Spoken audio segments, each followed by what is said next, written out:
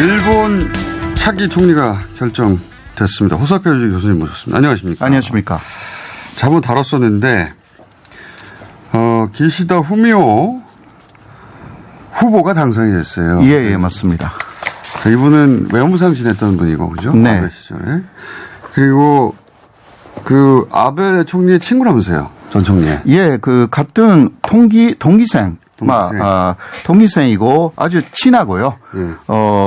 바둑을 함께 치는 사이입니다. 바둑을 드는 사이입니다. 그래서 이제 존재감이 없고, 그리고, 아베 총리 대신에 술상무 역할을 하고. 네네. 우리 흔히 하는 말로 바지의 역할 아니냐. 예.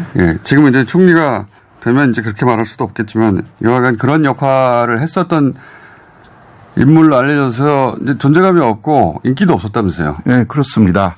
그러니까 야단 측은 상당히 고무되고 있어가지고요. 고무되고 있어요? 예, 혹시 코노타로가 존재가 되면 네. 다음 한 달 정도 후에 있는 중의원 선거에서 이제 자민당 압승할 가능성이 있다. 코노타로는 일반 대중한테 인기가 높으니까. 인기가 있기 때문에. 그러나 기시다 후미오이면 폐후는 아베이기 때문에 국민들은 아베 정치가 연지한다는 것에 대한 알레지가 좀 있습니다. 그게 야단 지금 알고 있어가지고 이게 해볼만 하다. 예. 그러니까 지금 기시다 후미오 전 외무상이라고 해야 될까요? 예, 이분은 대중들한테는 인기가 매우 낮은 사람이라 이 당선을 두고 아베는 좋아하겠지만, 아베 측에서는, 예, 극우 측에서는 좋아하겠지만, 일반 대중은 반기지 않는 인물이라, 오히려 중의원 선거에서는 야당이 좋아하고 있다. 예, 그런 것입니다. 네, 그러나 물론 기시다도 그것을 위식해가지고 어제 벌써 코노타로가 인기가 있기 때문에 그리고 다카이치도 이번에 인기가 상승한 게 있습니다. 그쪽에서 그리고 노다 세이코도 늦게 나왔지만 인기는 있습니다. 그래서 이 세 사람을 새로운 내각에 기용하겠다. 왜냐하면 인기가 있는 사람들 플러스 본인은 인기가 없으니까. 고이즈미 신지로라든가 이 사람들을 끌어들여야만이 다음 중의원 선거에서 이길 수 있다.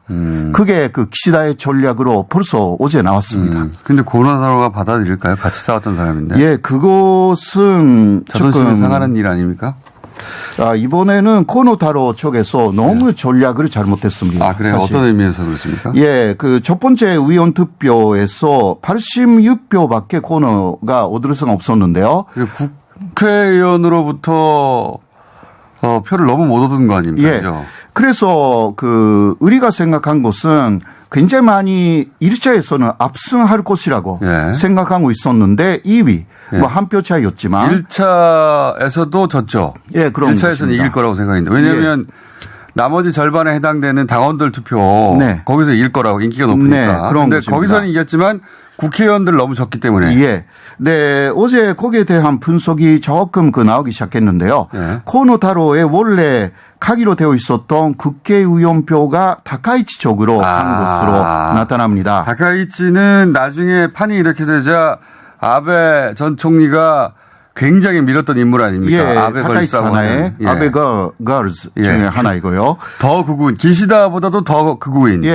이것은 특히 니카이파 쪽에서 기시다를 1차 투표에서 3위로 그런 식으로 만들기 위해서 다카이치를 대신 2위로 올리기 위한 전략을 쓴 것입니다. 그러니까 아베 총리 쪽에서는 기시다가 아니라 양쪽 모두 아베 진영에서 나온 인물이지만 그런 것입니다. 아베 총리가 나중에 밀었던 인물은 기시다가 아니라 다카이치였던 거네요. 네네, 그런 것입니다.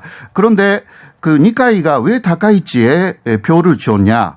아베도 아닌데 그것은 기시다를 그 3위로 밀어드리고 그 다카이치를 올리면 1위하고 2위가 코노하고 다카이치의 대결로 결선 투표를 가지 않습니까? 그래서 그 키시다의 표 3위의 키시다의 표는 다카이치에 다 안 간다라는 계산이 처음부터 있었습니다. 니카이 간사장의 전략적 실패네요. 네, 실패입니다. 니카이 간사장이 그 코노타로가 그러니까 당원표로 더 많이 얻는 것으로 그리고 키시다가 당원표를 그 일자에서 이렇게 얻는다라는 것을 계산 못했던 거죠.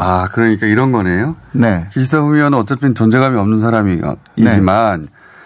또 그렇다고 국회의원 내에서 반감도 별로 없는 사람이라 네네. 기시다 후미오와 고노다로가 결선에 가면 질 수 있다. 예. 그러자 이 고노다로 측에 있던 니카이 간사장은 그게 아니라 다카이치가 2차에 가도록 표를 좀 몰아주자. 예. 근데 그 표를 너무 몰아줘가지고. 네네. 그래서 그 2위로 떨어진 네. 것입니다. 1자에서 그 고노다로가 2위가 돼버린 거군요. 예. 네네네. 그래서 그렇지 않으면 그렇구나. 코너는 역시 그 40표 정도 더 많이 얻었고 300표를 넘었어요. 1자에서. 그러니까 압도적으로 역시 1위였는데 네. 그거마저 사라져 버렸어요. 그러니까 그 숫자만 보면. 전략의 실패였네요. 예, 네. 맞습니다. 그리고 다카이치가 워낙 많은 표를 가져가면서 기시다 후미오가 1위가 되고. 네네. 그렇죠. 그러니까 고노로 갈 표가 다카이치로 갔다는 거 아닙니까? 예. 그러니까 잘못하면 코너가 3위가 될 그럴 수도 있었네요. 그 위험도 전혀 없었던 게 아닙니다. 이거는 그 당원표가 사실 29일에 그 국회의원의 투표가 있었는데요. 28일까지 모두 집계가 됐습니다. 예. 근데 그러나 완전히 그 숫자가 아직 모르는 부분 그 지방이 많아가지고요. 니카이 쪽에서 계산을 정확하게 못했던 것입니다. 그러니까 아베도 절반은 실패한 거네요. 아베는요. 네. 그래서 마지막은 키시다를 그 이기게 하기 위해서 그 선거정 후반에서는 다카이치에 대한 지원을 준다했습니다. 또 그렇게 바뀌었어요. 예. 그러니까 자기가 밀어놓고 또 밀어놓고 이제 더 이상 그 표를 얻으면 안 된다. 다카이치가. 그래서 마지막 3일 정도는 계속 국회의원들한테 전화를 하고 있었던 것을 완전히 그만두고요. 그 키시다를 마지막은 지원했습니다. 우리 그 정치 감각으로는 도저히 이해가 안 가는 게 네. 이게 이제 그 전임 대통령이 이 사람 다음 대통령 해야 된다고 막 국회의원들한테 전화하는 거 아니에요. 전화해가지고 결국 그런 전화로 누군가를 만들기도 하고 만들지 못하기도 하고 국민 여론조사하고는 아무 상관이 없어요. 예. 일반 국민들의 여론조사하고는 아무 상관없이 네. 그 국회의원들끼리 막 전화하고 난리 난 거 아니에요. 그러니까 밀실 정치죠. 예, 극치이고요. 예. 그 자민당 그 안에 있는 원로들은 그런 거 계속 해왔기 때문에 이상하지 않고 자기들 전략적으로 잘 알고 있는 부분들이 많은 거죠. 예. 그리고 아베 총리 시절에 국회의원이 된 사람이 많기 때문에. 예. 그래서 아베가 내 말을 듣지 않으면 앞으로 지원하지 않을 것이다. 내가 그때 당신이 국회의원이 됐을 때 너무 많이 도와줬던 거 아니냐. 왜냐하면 일본에서는 이 국회의원 선거, 중요한 선거 나갈 때 네네. 총리하고 사진을 같이 찍고 나가잖아요. 예, 그런 것입니다. 네, 그때 아베하고 다 사진 찍은 사람들한테 전화하는 거 아니에요? 네. 한 7년 동안 했기 때문에 총리를. 예. 그러니까 사실 아베 치르드렌이 많았기 때문에. 아베 치르드렌. 예. 그 사람들이 이제 아베 정치를 좀 끝내야 되겠다라는 생각은 있었지만. 아베가 매일같이 그런 식으로 사실상의 협박이죠. 압박, 협박을 했기 때문에 결국은 이기지 못했던 부분들도 상당히 있었습니다. 그게 이제 우리 정치하고의 차이점인데, 그러니까 전임 대통령이 국회의원들 다 전화해가지고 다음 대통령 이 사람으로 해야 돼. 자기 사람을 막 밀고. 근데 그 미는 사람이 실제 일반 여론조사에서는 3위, 4위 하더라도 상관이 없고 예. 실제 그런 케이스잖아요. 지금 예, 이게. 맞습니다. 예, 그런 케이스인데 그래서 그런 결과로 기시다 후미오가 당선됐지만 네. 일반 국민들이 보기에는 이건 아베 정치 연장 아니냐 누구나 다 알기 때문에 그렇기 때문에 아마 중요한 선거에서는 야당이 더 예, 야당이 더 아무래도 그러니까 예를 들면 아주 기발한 코노타로를 예를 들면 관반 장관으로 하거나 네. 이런 굉장히 좋은 때를 해주지 않는 한 중요한 선거에서 자민당이 지금 상황에서는 60의석 정도 감소된다. 줄어들 수 있다. 예. 그렇게 되면 과반수를 자민당으로는 넘을 수가 없습니다. 넘을 수가 없고. 예. 그리고 지금 공명당이 고민하기 시작했어요. 공명당은 지금까지는 자민당하고 연립정부를 이뤄왔는데. 예. 왜 고민하냐고 하면 이제 니카이하고 스가촌니가 예. 사실상 파이프라인 공명당하고 자민당의 가까운 쪽인데. 파이프라인이었습니다. 예. 그런데 아베는 실질적인 파이프라인이 공명당하고는 없습니다. 아하. 예. 그리고 아베 노선하고 공명당의 노선이 달라요. 다르죠. 공명당은 기본적으로 평화 노선이기 때문에 네. 이제 공명당이 연립을 어떻게 하느냐라는 것을 고민하기 시작했습니다. 여기까지는 자민당 내 총대 선거고 네. 이제는 이제 중요한 선거가 10월 달에 있으니까 네. 그때 기시다 후미오로는 이거 어려운데 그러면 공명당이 야당과 손을 잡을 수도 있다? 예. 아직은 거기까지 가기에는 조금 시간이 그러니까 1년 정도 걸릴 수도 있습니다. 1년 정도? 예. 왜냐하면 내년 자미원 선거가 더 있습니다. 그러면 기시다 후미오 총리는 일종의 잠정 총리처럼 네네. 일본 정치에서 취급받으면서 예. 내년에 일본 정치의 어떤 지각 변화가 있을 수도 있다. 예. 아베 정치가 이번에 일단 이러한 방법으로 다시 연장이 되었지만 네. 그러나 국민들이 정말 원하지 않고 있습니다. 아베 정치는 더 이상 연장되면 안 된다는 여론이 높아요? 예. 60% 정도가 그렇게 되어 있습니다. 그래서 이번에 키시다 후미오 내각도 아직은 내각은 아니지만 지루범 하루 키시다 후미오 내각도 1년 정도밖에 못하는 거 아니냐. 그러니까 단명 정권이 다시 계속 돌아가는 그런 시절이 왔다.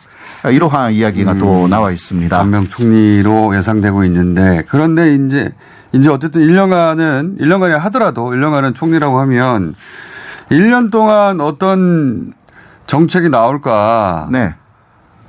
우리 입장에서 전망해 보면 기시다 후미오에다가 플러스 또 다카이치 하면 네. 극우의 극우 아닙니까? 예. 네, 그 사람들의 아주 간조한 내용은 헌법 개정, 개헌입니다. 그건 아베 총리 시절부터 예. 계속 이어지는 거고. 아베가 이것만은 해야 된다라는 부분은 바로 개헌이었는데요. 그것을 못하고 총리직을 그만뒀다. 예, 못했죠. 예. 그래서 특히 다카이치하고 키시다는 혹시 자신이 총리가 되면 임기층에 개헌하겠다 확실하게 한 사람들이 이야기를 공언해서 이번에 키시다는 존재가 됐기 때문에 아마도 코로나 대책 플러스 개헌에 대해서 금방 여러 가지 이야기를 하기 시작할 것입니다. 아베도 못한 걸 할 수 있을 것 같지는 않은데. 예. 그런데 그러면 우리 입장에서 보자면 일본 쪽에서 이제 극우 정책들이 막 나오겠네요. 예. 우리하고 관계에서는 또 요원해지겠네요. 예. 그래서 한국 쪽에서는 별로 움직일 필요는 좀 없고요. 예. 한 달 정도 후에 더 중요한 선거의 결과를 보고 봐야 합니다. 그렇게 되어서 진짜 잘못하면 키시다 내각은 몇 개월 만에 붕괴될 가능성도 전혀 없는 것은 아닙니다. 기시다 후미오 가 인기가 그렇게 없어요? 예. 대중들에게는? 이번에도요. 그러니까 인기가 없는데 왜 당원표가 생각보다 많이 간 것입니다. 키시다에게. 그것도 당원표에 좀 자민당하고 가까운 기업들의 사원의 표가 좀 있었어요. 자민당의 당원 구조 속에는 자민당을 후원하는 대기업의 사원들. 이 사람들은 간접적으로 당원이 된 사람들이 좀 있어요. 그거 진짜. 예. 옛날 얘기인데요, 우리. 예. 그래서 치면. 이번에 아베라든가 극우 쪽에서는 그러한 기업에게 많이 더 당원표를 몰아달라. 그게 가능합니까? 일본 정치에서는 여전히? 실제로 가능했는지는 모르겠지만 그런 게 모르겠습니다만은 일단 너무 당원표를 그러니까 키시다가 얻은 부분은 바로 그런 이야기고요. 대기업 직원이 네. 회사에서 가입하라고 해서 가입된 직원 네네. 당원. 그러니까 그런 사람들은 그 회사 쪽에서 이번에는 키시다에게 좀 돈 줘야 된다라고 하면 자신들은 별 생각이 없어요. 왜냐하면 회사가 전체로 그냥 당원이 된 그런 사람들이 있는 곳입니다. 그건 진짜 후진적이다. 예, 너무 후진이죠. 예. 그러니까 이것을 타파해야 된다. 이게 코너 쪽의 이야기인데, 앞으로는 국회의원표라는 그쪽에 의의가 있지 않습니까? 예. 이것도 없애겠다고 그렇게 말하고 있었습니다. 코너가. 우리 입장에서 참 이해하기 어려운.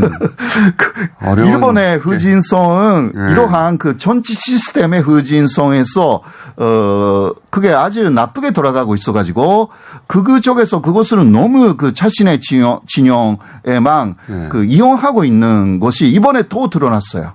뭐 50년 전이면 또 모르겠는데 지금 21세기도 20년 지났는데 아직도 이해가 잘 안 나. 그러니까 한국에서는 그냥 당원표만으로 그리고 인터넷 여론조사로 그렇게 해서 지금 견성 결과가 나오지 않습니까? 일본은 그런 시스템이 드묘한 시스템이 전혀 아니다라는 밀실의 정치. 알겠습니다. 이게 큰 문제가 있는 부분이죠. 여기까지 하겠습니다. 호사카 요지 교수님이었습니다. 감사합니다. 네, 고맙습니다. 네, 안녕하세요. 네. 요즘은 하루가 멀다 하고 새로운 뉴스가 나와가지고 이거 오래 가겠다 싶으면 또 다른 게 나오고 이거 큰 건이 터졌다 그러면 또 다른 큰 건이 나오고 이게 뉴스가 뉴스를 덮는 대선 시즌이 왔구나 싶습니다. 일단 최근까지는 가장 많은 분들이 거론한 게 곽상도 의원 아들 50억이니까 이거 하고 넘어가죠. 그거는 우원식 의원 먼저 의견을 들어보겠습니다. 곽상도 의원 아들 50억 받은 거? 성격에 대해서 잠깐 얘기가 넘어가죠. 이게 국민들이 볼 때는 뭐라고 생각하냐면 아빠의 힘, 곽상도 의원 아들로 태어나지 않은 죄, 이것 때문에 내가 돈을 못 버는 거 아니냐, 이렇게 정말 박탈감과 함께 크게 분노를 느끼는데 이게 이제 퇴직금이라고 그랬다가 퇴직금으로 보면 이 금융감독원 전자공시 시스템 보면은 이 잘 나가는 대기업 CEO들이 많은데 그중에 한 4위 정도 되더라고요. 그러니까 말이 안 되는 거고 성과금이었다가 산재보상금이라고 하는데 산재보상금도 말이 안 해요. 이게 산재 사망자의 경우에 유족보상금이 한 1억 700만 원쯤 되거든요. 평균 그래요. 그러니까 이제 많은 사람들은 1억도 안 되는 사람들도 많고 최대가 한 2억 9천만 원 되고 장애를 입었을 경우에는 그거 한 10분의 1 정도 수준이에요. 한 1,600만 원 되는데 이게 이제 무슨 산재를 받았다고 하니까 죽은 건 아니고 그렇게 보면 산재 평균, 그러니까 질환이나 장애 평균은 한 300배 됩니다. 그러니까 이것도 그렇게 산재 보상금이라고 하는 건 말이 안 되는 것이고. 성격을 어떻게 보십니까? 그렇게 보면 아버지 덕에 받은 거일 가능성이 매우 큰데 그렇다고 하면 곽상도 의원이 무슨 역할을 했을 거 아닙니까? 이제 이것이 무슨 여기 무슨 대가성이 아니면 잘 이해가 안 되는 구조이기 때문에 이거는 조사를 해봐야 된다. 그래서 이 공영 개발과 관련해서 당시에 민정수석이었던 곽상도 의원의 힘으로 무언가 있었던 거 아닌가라고 하는 게 일반적인 인식이고 그런 성격이 또 가능성이 매우 크기 때문에 검찰에서 철저히 조사를 해야 되는 그런 부분이다 이렇게 생각합니다. 이게 이제 대체로 이런 식의 보도가 있는데 홍표 의원님은 어떻게 보십니까? 참 저 정치하는 사람으로서 좀 더 희망적이고 새로운 것들이 그냥 날이 가면서 하나씩 나와주길 바라는데 이게 참 전체적으로 우리 사회 현상을 이렇게 참 원칙 없이 뭐 성과금이다, 뭐 산재다, 아빠 찬스다. 저는 다 어떤 경우든 이거는 있을 수 없는 일이 지금 벌어지고 있다고 봅니다. 이 문제는 이제 이 문제가 가장 주안점이고 핵심적인 줄 알았는데 이건 뭐 곁가지 중에 또 곁가지고 더 큰 문제가 지금 벌어지고 있는 이 현실을 볼 때 참 뭐라고 다 표현할 수 없는 안타까움을 갖고 있는데 저는 여기에 총체적인 설계자가 있고 코치가 있고 연출자가 있고 이러면서 이제 이 소위 대장동에 이 엄청난 토지 부정 사건이 이제 벌어졌다고 보기 때문에 이제부터 저는 시작이라고 봅니다. 이 뭐 50억 이건 지금 제가 말씀드린 대로 참 말도 안 되는 소리고 이제부터 저는 이 몸통이 하나하나 나타나는 그런 상황이 앞으로 전개될 것으로 그렇게 예상을 합니다. 그 50억과 관련해서 한 말씀 더 드리면 어제 이준석 대표가 곽상도 의원 제명해야 된다 뭐 이런 이야기를 하시는데 의원직 사퇴를 의미하는 거죠? 네, 의원직 사퇴 뭐 이런 얘기를 하고 있는데 저는 의원직 사퇴 그것도 이제 우리가 뭐 앞으로 해 나가야 될 서로 논의해서 여야가 논의해서 해 나가야 될 일입니다만 이준석 대표는 곽상도 의원의 의원직 사퇴 제명을 이야기하기 전에 추석 전에 이미 국민의힘이 곽상도 의원 아들 50억 받았다는 걸 알았잖아요. 그러니까 한 2주 동안 그거를 이야기하지 않고 거리에다가는 화천대유는 누구 거냐 이렇게 프랜카드 붙이면서 이렇게 일방적으로 공격하고 그 아들은 뭐 250만 원 정도 받은 것으로 이렇게 은폐해 왔단 말이에요. 그 왜 그랬는지 그거부터 우선은 국민들한테 설명해야 됩니다. 그리고 그런 속에서 50억 받으면서 우리 국민들이 느낄 때, 곽상도 의원이 무슨 관계가 있구나, 이렇게 생각을 하고 있는데, 모든 걸 다 그냥 이재명 책임이다, 이렇게 하면서 책임을 전가시키려고 했던, 저는 그게 상당한 정치공작적 태도 아니냐, 이렇게 보여지는데, 그런 점에 있어서 우선 국민에게 사과부터 해야 된다, 이렇게 생각합니다. 뭐, 이준석 대표의 몇 가지 지금 말씀한 거를 언급하셨는데 저는 당 대표로서 보호할 것이 있고 또 사실을 이거를 현실로 나타낼 것이 있고 그런데 저는 어떤 게 됐든 간에 사전에 알았는데 이것이 지금 늦게 우리가 발언을 했다는 거는 조금 유감스럽게 저는 개인적으로 생각을 합니다. 알자마자 처리했어야 한다? 물론이죠. 이거야 재고를 듣고 상황을 정확하게 판단했다면은 정확한 판단 위에서 저는 곧바로 행동을 했어야 되는데 이런 상황을 아마 정보를 받고 정확하게 판단하기는 쉽지 않았을 거예요. 이거는 아까도 얘기한 대로 성과금이든 산재든 뭐 아파트 찬스든 50억이라는 돈은 여기 적용이 돼서는 안 되거든요. 네, 상상하기 어려운 돈이죠. 네. 그렇죠. 그렇기 때문에 아마 대표가 이 보고를 사전에 들었다. 그럼 이걸 정부 차원에서 듣고 아마 판단하는데 자기 나름대로 시간이 필요했겠죠. 그래서 그걸 가지고 지금 어떤 기본의 실체를 거기에다가 이거를 대비해서 얘기하는 거는 저는 안 맞고 이제는 뭐 검찰에서 뒤늦게 한 5개월 동안 방치하다가 손을 대서 이제 압수수색이 들어갔는데 어제 같은 경우 지금 몸통이라고 그러고 뭐 최고의 뭐 기술자라고 하는 이 누굽니까 유동규 같은 경우 압수수색에서 그 핸드폰을 창 밖으로 던져가지고 그걸 다시 또 정리해서 하고 있는 이 사태를 보면은 저들이 뭐 듣는 얘기를 다 이 방송에 할 수는 없는데 이게 시작입니다. 거기 관계됐던 사람들이 왜 내가 책임져야 되느냐 하는 이 뒷말이 지금 나오기 시작을 하고 그래서 좀 더 이거는 지켜볼 일인데 저는 이제 시작이다 이렇게 말씀드립니다. 성남시 공무원들도 나올 것이다 이런 취지이신 거죠? 공무원뿐이 아니라 뭐 그 주변에 조금 이름이 그동안 나오지 않았던 사람들도 자꾸 이제 불려가서 조사를 받게 되는 그 스케줄에 통보를 받다 보니까 내가 왜 받냐 뭐 이러다 보니 이제 그동안 비밀스럽게 했었던 것이 이제 하나둘 나타나기 때문에 저는 시작이다 이렇게 봅니다. 뭐 조사할 거는 조사해야 된다고 생각합니다. 이걸 그것을 조금이라도 감추려고 한다거나 그래서는 안 된다고 생각하고 실체적 진실 그대로 다 밝혀야 된다 이렇게 생각하는데 50억 얘기로부터 시작을 했으니까 그 50억이라는 돈이 전체 뭐 몇천억 하니까 50억이 별거 아닌 것 같아도 한 사람한테 50억은 평생을 노력해도 벌 수 없는 돈입니다. 근데 그게 25살짜리의 그 청년이 5년 10개월, 5년 9개월 이렇게 일을 해서 50억을 받았다. 이건 정말 납득이 안 되는 거고 그런 과정에 곽상도 의원뿐만이 아니라 거기에 원유철 고문을 비롯해서 이 국민의힘하고 다 있는 사람들이 굉장히 많잖아요.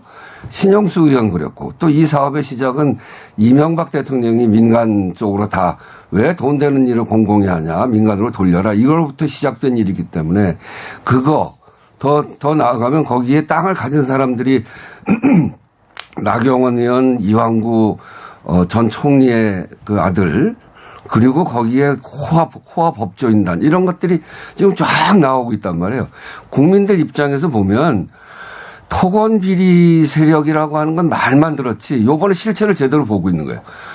정치권 또 호화 법조 그리고 거기에 기자 거기에 더 나아가서는 이게 돈 있는 이런 비리 세력들 이게 결합돼서 우리나라의 토건 비리 세력이라는 것이 어마어마하게 만들어져 있구나. 그런 걸 보면서 정말 놀랄 텐데 어쨌든 이번 과정을 통해서 토건 비리 세력을 확실하게 드러내서 다시는 이런 일이 발생되지 않도록 제대로 밝혀내는 일이 중요하다. 이렇게 말씀드립니다.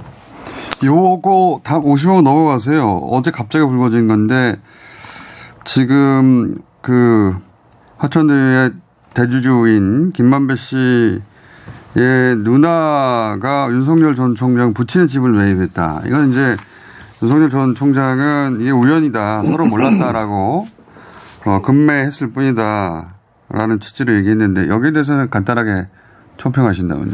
이게 이제 그 확률로 따지자면 이거 홍준표 후보는 로또보다 어려운 우연이다 이렇게 얘기를 했는데 확률 따지면은 로또가 3번 연달아 당첨될 확률이라는 거예요. 어디서 어떻게 계산하고 있는 거죠? 네.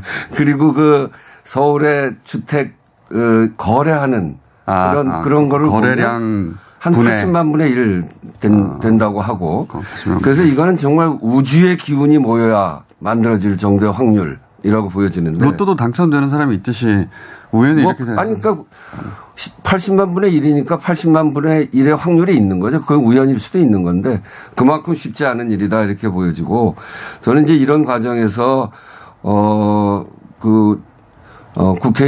국회의원들 사이에서 또는 이제 그런 그 보도를 보면 윤석열 후보를 박영수 그 특검한테 추천한 사람이 김만배라는 거 아닙니까? 이제 그런 과정까지 보면 이것도 굉장히 중요하게 우리가 규명해 봐야 된다. 이게 정말 우연일지 아니면 이 과정에 뭐가 있는지 이런 것도 살펴봐야죠. 그리고 되게 이제 우리 주변에서도 보면 국회의원이 있던 집도 이렇게 팔 때는 부동산이 와서 그 집은 국회의원 살던 집이에요. 아주 운이 좋은 집입니다. 이러고 팔에 잘 팔리거든요. 근데 여기는 그 당시 매매가 있을 때가 중앙지검장 일대인데 그때 그리고 계약하고 나서는 검찰총장 후보자가 됐다는 그 시기잖아요. 이제 그렇게 보면 2달 후에 검찰총장이 됩니다. 예. 그러니까 충분히 부동산이 홍보할 만한 그런 사유인데 정말 몰랐을까? 이런 점도 국민의 의심을 사게 하는. 아직 되지는 않고 하마평에 오를 그런 시즌쯤 되겠죠. 저는 오늘 이 방송에서 그 문제가 이 중요한 뉴스에 한 대목을 한다는 자체가 저는 정상적이 아니라고 봅니다. 왜 그러냐면은 지금 5천만 원 투자해서 577억의 이익을 봐서 이게 과연 몸통이 누구고 그리고 이 중간 과정이 어떻게 된 것이고 이게 문제인데 지금 윤석열 아버지의 집이 이 우연찮게 이 팔린 부분을 또 그 누님이 또 사서 이런 부분이 지금 주적인 이 중요한 시간이 얘기할 상황은 저는 아니라고 보고요. 그건 증거도 없이 그냥 부동산에서 떠도는 얘기를 우리가 갖고 이렇게 중요한 시간이 얘기하는 건 안 맞고 저는 요번에 이 사건을 본질적으로 많은 방송에서 나왔고 언론에서 나왔습니다만은 과연 설계를 이 기기묘묘한 설계를 누가 했느냐. 그런데 지금 이재명 후보가 자기가 했다고 그랬단 말이야. 이러니까 국민들이 더 의심을 갖는 거예요. 이재명 지사가 배우다 말하자면. 아니 자기가 설계했다고 했지 않습니까? 여기서부터 이제 시작이 되는 거예요. 알겠습니다. 그러면 거기에 이제 측근이라고 믿을 수 있는 사람들이 여럿이 나오는데 이 유동규라는 사람이 이게 또 문제고 어제 또 압수수색해서 핸드폰 그리고 자기가 쓰던 기기 이런 것이 전부 가니까 다 망가졌다는 거 아닙니까? 이제 여기서부터 이제 이 문제가 나오는데 여기 또 1호부터 7호. 이게 간첩이나 우리가 쓰던 용어인데 1호부터 7호라는 용어가 왜 씁니까? 청와동인 1호. 이건 있을 수가 없는 용어를 지금 써서 아주 일반 상식을 벗어난 어떤 집단이 사전에 또 여기 여야 의원들 또 관계, 정관계, 법조계 전부 지금 보험을 들어놨어요. 지금 알고 보니까. 네, 보험을 들어놓고. 자, 알겠습니다. 그리고 이제 이게 시작이 돼서 오늘의 이 사건이 터지니까 이 엄청난 비리를 지금 어디서부터 손대서 어떻게 해야 할지 모르기 때문에 경찰에 맡기니까 5개월 동안 방관 수수하고 묵살했다가 이제 국민 여론이 들끓으니까 어쩔 수 없이 이제 그저께부터 검찰이 손을 대서 부랴부랴 이제 이 사건이 도마 위에 올랐는데 저는 지금부터 되풀이된 얘기지만 시작이다. 그래서 이제 여야를 떠나서 누가 됐든 이 문제는 이제 명명백백히 조사해서 밝혀야 되는데 지금이라도 저는 특검을 해서 이 검찰이나 경찰에 이걸 맡길 수는 없습니다. 5개월 동안 뭐 했습니까? 방관 수습하고 눈치 보다가 여기 관계된 사람들은 해외로 도망갔지. 또 자기가 쓰고 있던 이 핸드폰 같은 건 삭제를 해버리지. 두 사람은 지금 행방불명이 돼서 전화도 안 받고 있지. 이게 5개월 동안에 이렇게 된 사건을 이제 본격적으로 수사하려면은 저는 특검을 해서 이제라도 아주 명명백백히 수사를 했으면 알겠습니다. 우리 국민에게 궁금증을 풀어주는 것 아니냐 이렇게 생각을 합니다. 자, 잠깐만요. 여기서 이제 핵심만 시간이 다 돼가지고 예. 그 우원식 의원님이 핵심적으로 답변해 주실 내용이 뭐냐면 설계자는 결국 이재명 지사가 아니냐. 그리고 예를 들어 천호동인 1호, 2호, 3호 이렇게 나가는 거 이 이름부터 이상하지 않느냐. 이 이상한 내막이 있다. 그리고 성남시 관계자 유동규 씨가 지금 압수수색 당했는데 휴대폰을 던지면서 숨길 게 있는 게 아니냐. 틀림없이 최초의 설계 책임부터 시작해서 관계자 이름도 나온 만큼 이 지사의 책임 혹은 배후 그런 의혹이 있는 거 아니냐. 자, 요거 간단하게 답변해. 이게 이제 개발 이득이 수천억이 되는 큰 돈이 왔다 갔다 하는 거기 때문에 그 중간에 성남시 공무원이 됐든 그 개발공사에 누가 됐든 뭐 돈을 먹었는지 안 먹었는지 잘 모르겠습니다만 그런 일이 전 발생될 수는 있다고 생각합니다. 그런 거에 대해서는 그만큼의 책임을 져야 되겠죠. 근데 단지 이 사건의 핵심적인 그 중심이 뭐냐. 이거는 설계를 할 때 민간이 더 많은 이익을 가져가도록 설계한 것인가 아니면 민간이 더 많은 이익을 가져가는 건데 이재명이 맞고 이것을 공공에게 돌린 것인가 그렇게 설계한 것인가 이건 이재명 후보가 후자의 방식으로 한 겁니다. 대장동 개발 사업의 본질은 이재명 당시 성남시장이 이명박 정부와 국민의힘 세력이 공공개발을 좌초시켜서 민간으로 통째로 넘기려고 했던 것을 막고 사업을 공영개발로 돌리고 5,503억이라고 하는 개발 이득을 시민들한테 돌린 겁니다. 그런 과정에 신영수 의원과 관련해서 그 동생이 민영 사업을 돌리기 위해서 돈 받다가 구속되고 그런 일들도 있었죠. 새누리당 의원님.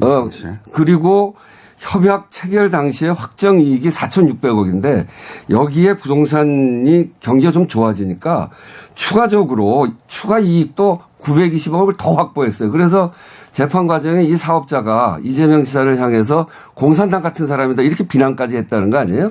그러니까 중요한 설계는 그렇게 해서 이재명 지사가 이거 그 민영으로 해서 다 그 개발 이득이 민간에게 돌아가는 것을 공공하게 돌리는 아주 중요한 설계는 이재명 지사가 했다는 것이고 그런 과정에 발생되는 그 여러 가지 문제들에 대해서는 앞으로 경찰을 통해서 조사를 해야죠.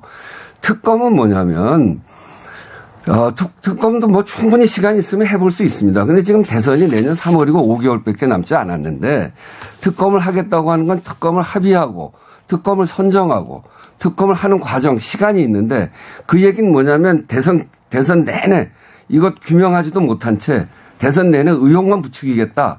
이런 시간 끌기 일란 말이에요. 더더군다나 이제 더 보면 요번에 50억 같은 거를 알고서도 밝히지 않고 그랬는데 자신들의 잘못도 슬쩍 거기다 덮고 가겠다 이런 마무리해야 됩니다. 관련이 있어서 저는 경찰 수사, 검찰 수사로 지금 충분히 할 수 있고 그리고 이미 충분히 하고 있다. 그렇게 생각되어집니다. 저는 이 문제를 뭐 솔직히 되풀이하고 싶지를 않아요. 그러나 자꾸 이게 화제에 오르고 이렇게 중요한 뉴스에서 나오는데 이재명 전 시장이 그때 당시 있을 때 인허가 문제가 나왔는데 어떻게 이게 한 달, 두 달 걸리는 인허가가 나흘 만에 나옵니까? 이거 뭘로 변명을 할 거예요? 그 다음에 아까 얘기했지만은 자기가 설계자라고 자청했단 말이에요. 그렇게 설계했다니까. 민간으로 가져갈 것을 그러면 민간인들 몇 명이 설계를 이렇게 했다니까? 짜고 몇천억을 해먹으라고 설계한 거. 아니, 거기에 대해서 자기는 책임을 지고 국민의 사과를 먼저 해야 되는 거예요. 그거는 그 당시에는 부동산이 들어보세요. 부동산이 활황화되지 않았을 때는 적었는데 나중에 오늘의 최근에 부동산 값이 많이 올라서 그렇게 많아진 국민에게 거죠. 죄송하다는 얘기를 설계자로서 한번 해야 되는 거예요. 너무 결과론적으로 이야기하면 안 되고. 두 번째 여기 유동규의 이제 거취가 하나 둘 이제 겁줄이 까지고 있는데. 그건 밝혀야지. 예, 이 부분이 이제 검찰에 뭐처럼 손을 댔는데 그럼 5개월 동안 왜 안 했어?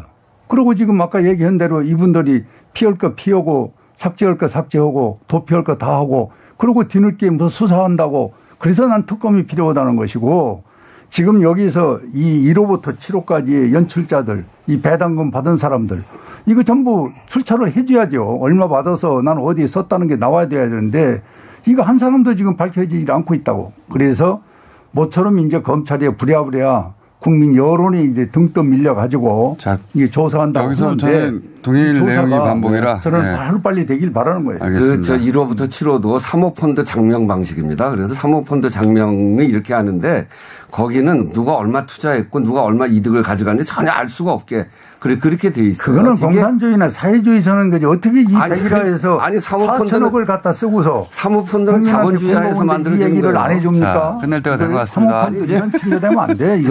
나중에 땅값이 올라서 이렇게 많이 된 거죠. 그것도 잘 파악하자고요. 배당금을 받았으면 우원식 의원, 홍은표 의원이었습니다. 마이크 내려주십시오.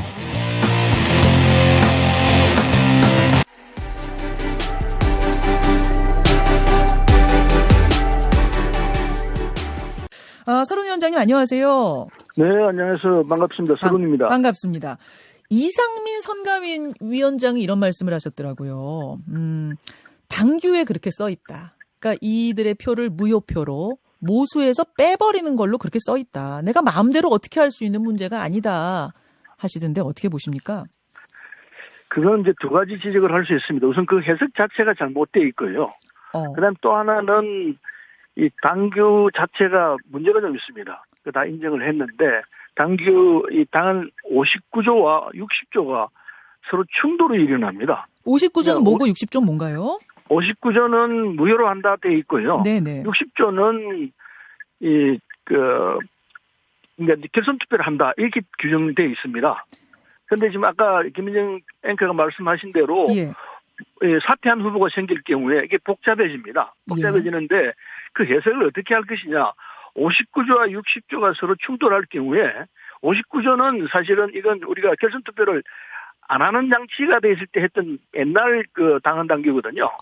근데 60조를 새로 만들었습니다. 결선 투표 간다는 그거를 결선 투표를 하도록 다 결정을 하고 거기에 따른 이제 장치를 한 게 60조인데 이게 59조와 60조가 자세히 보면 이게 서로 충돌하는 부분이 생겨가지고 지금 이런 문제가 생겼습니다. 그게 하나 있고 그다음에 그 전에 59조만 가지고 해석을 하더라도 충분히 이 상황을 바로잡을 수 있는 상황이 있는데도 불구하고 당 지도부가 그걸 제대로 해석을 안 했던 부분이 하나 있습니다. 그 두 가지를 지적했는데 그래서 어쨌든 결론은 59조와 60조가 충돌되는 상황에서 뭐 신법 우선 원칙이 있지 않습니까? 옛날 법과 이제 새로 만든 법이 충돌할 경우에는 국법은 택하지 않고 신법을 택한다는 게 신법 우선 원칙 아닙니까? 상식인데 그 원칙으로 보더라도 59조와 60조가 서로 충돌할 경우 60조 조항을 존중해서 해야 되는데 지금 그 조건만 보더라도 당에서 지금 하고 있는 이 결정 자체는 잘못된 거지. 이를테면은 아까 제가 말씀하신 대로 분모가 분모 숫자가 줄어들도록 만들면은 47% 받은 분이 사실은 51% 받은 걸로 계산될 수 있습니다. 그거 잘못된 거죠. 그래서 그거는 47% 받은 분은 다른 상황이 있으면은 당연히 결선 투표를 해야 되는데 그 결선 투표 않고 바로 51%가 되어버리니까 이 계산법은 잘못된 것이다. 따라서 이것은 바꿔야 된다. 지도부가 바른 선택을 해야 되는데 선택을 지금 잘못한 것이다. 그걸 지적한 겁니다. 아, 그런 해석이신 거군요. 그러니까 59조 그렇죠. 구법과 60조 예. 신법 사이에 충돌이 있다 이 말씀이신데 근데 이제 이재명 캠프에서는 그걸 충돌로 보기 어렵다. 이렇게 해석을 할 수도 있을 것 같아요. 선관위에서도 지금 그런 해석을 하고 있는데 즉 아니 그게 아니고요. 예. 최고위에서 이렇게 얘기했습니다. 그래서 예. 충돌한다. 충돌하는데 근데 지금 현실 조건에서 이 경선이 진행되는 과정이기 때문에 현실적으로 이게 고치기가 쉽지 않다. 그렇게 얘기합니다. 아, 최고위에서는 충돌이란 것까지는 그럼 이재명 캠프가 인정을 했다고요? 인정하죠. 아. 그래서 궁여지책으로 뭐라고 그러냐면 앞으로 후보들이 사퇴 안 하면 좋겠다. 사퇴 안 하기를 권유한다. 예. 이렇게 만들어 놨어요. 최고의 결정이. 예. 이 말이 안 되는 소리죠. 후보 사퇴하고 안 하고는 후보의 본인의 판단인데 그걸 뭐 권유한다고 해서 될 일입니까? 그런 규정이 세상에 어디 있겠습니까? 알겠습니다. 그 자체가 옹색하다는 걸 얘기하는 거죠. 지금 이제 이낙연 캠프에서는 당무위에 이 당규 다시 좀 해석해달라 요구하신 상태네요. 그렇습니다. 지금 당규에 이 얘기를 했는데 예. 유권에서는 이 당무집행 최고결기구가 당무위원회입니다. 예. 여기서 이제 결정하도록 되어 있는데 이 상황이 대통령 후보를 뽑는 일입니다. 네. 그래서 이게 실제 당락이 바뀔 수 있는 이런 상황이 있는 조건이기 때문에 이건 엄청나게 중요합니다. 우리는 정당은 기본적으로 권력을 지기 위해서 하는 건데 그런데 이 가장 결정적인 대통령 후보 선거에서 이런 문제가 생긴다면은 이건 모든 걸 다 중지하고 당무회를 소집해서 이 결정부터 해놓고 하는 게 순서가 맞죠. 근데 이게 시간이 있니 없니 이렇게 얘기를 하는데 그럼 스톱시켜놓고 이 당무회를 소집해서 이 결정부터 하고 그리고 설자를 진행하는 것이 맞죠. 아, 경선 일정이 너무 빠듯해가지고 당무위 열 수 있겠느냐, 뭐 이런 얘기도 나오는데, 진짜 중요한 건 당무위부터다, 그 말씀이신 거예요. 그렇죠. 네. 당연하죠. 이거 엄청난 후보를 결정하는 문제인데, 후보 결정 자체가 지금 잘못될 수 있는 소지를 갖고 있는 사안이면은, 예. 이걸 바로잡는 일을 하고, 그리고 그다음부터 진행하는 게 맞죠. 아니, 이거를 경선 시작하기 전에 좀 정리했었어야 되는 건 아닌가 그 생각이 들어요. 그걸 몰랐습니다. 아무도 몰랐고, 몰랐던 건가요? 예, 몰랐습니다. 상황이 닥쳐보니까 이런 상황이 생겼기 때문에 지금이라도 상황을 수습하는 것이 필요하죠. 이게 지도부가 할 일이죠.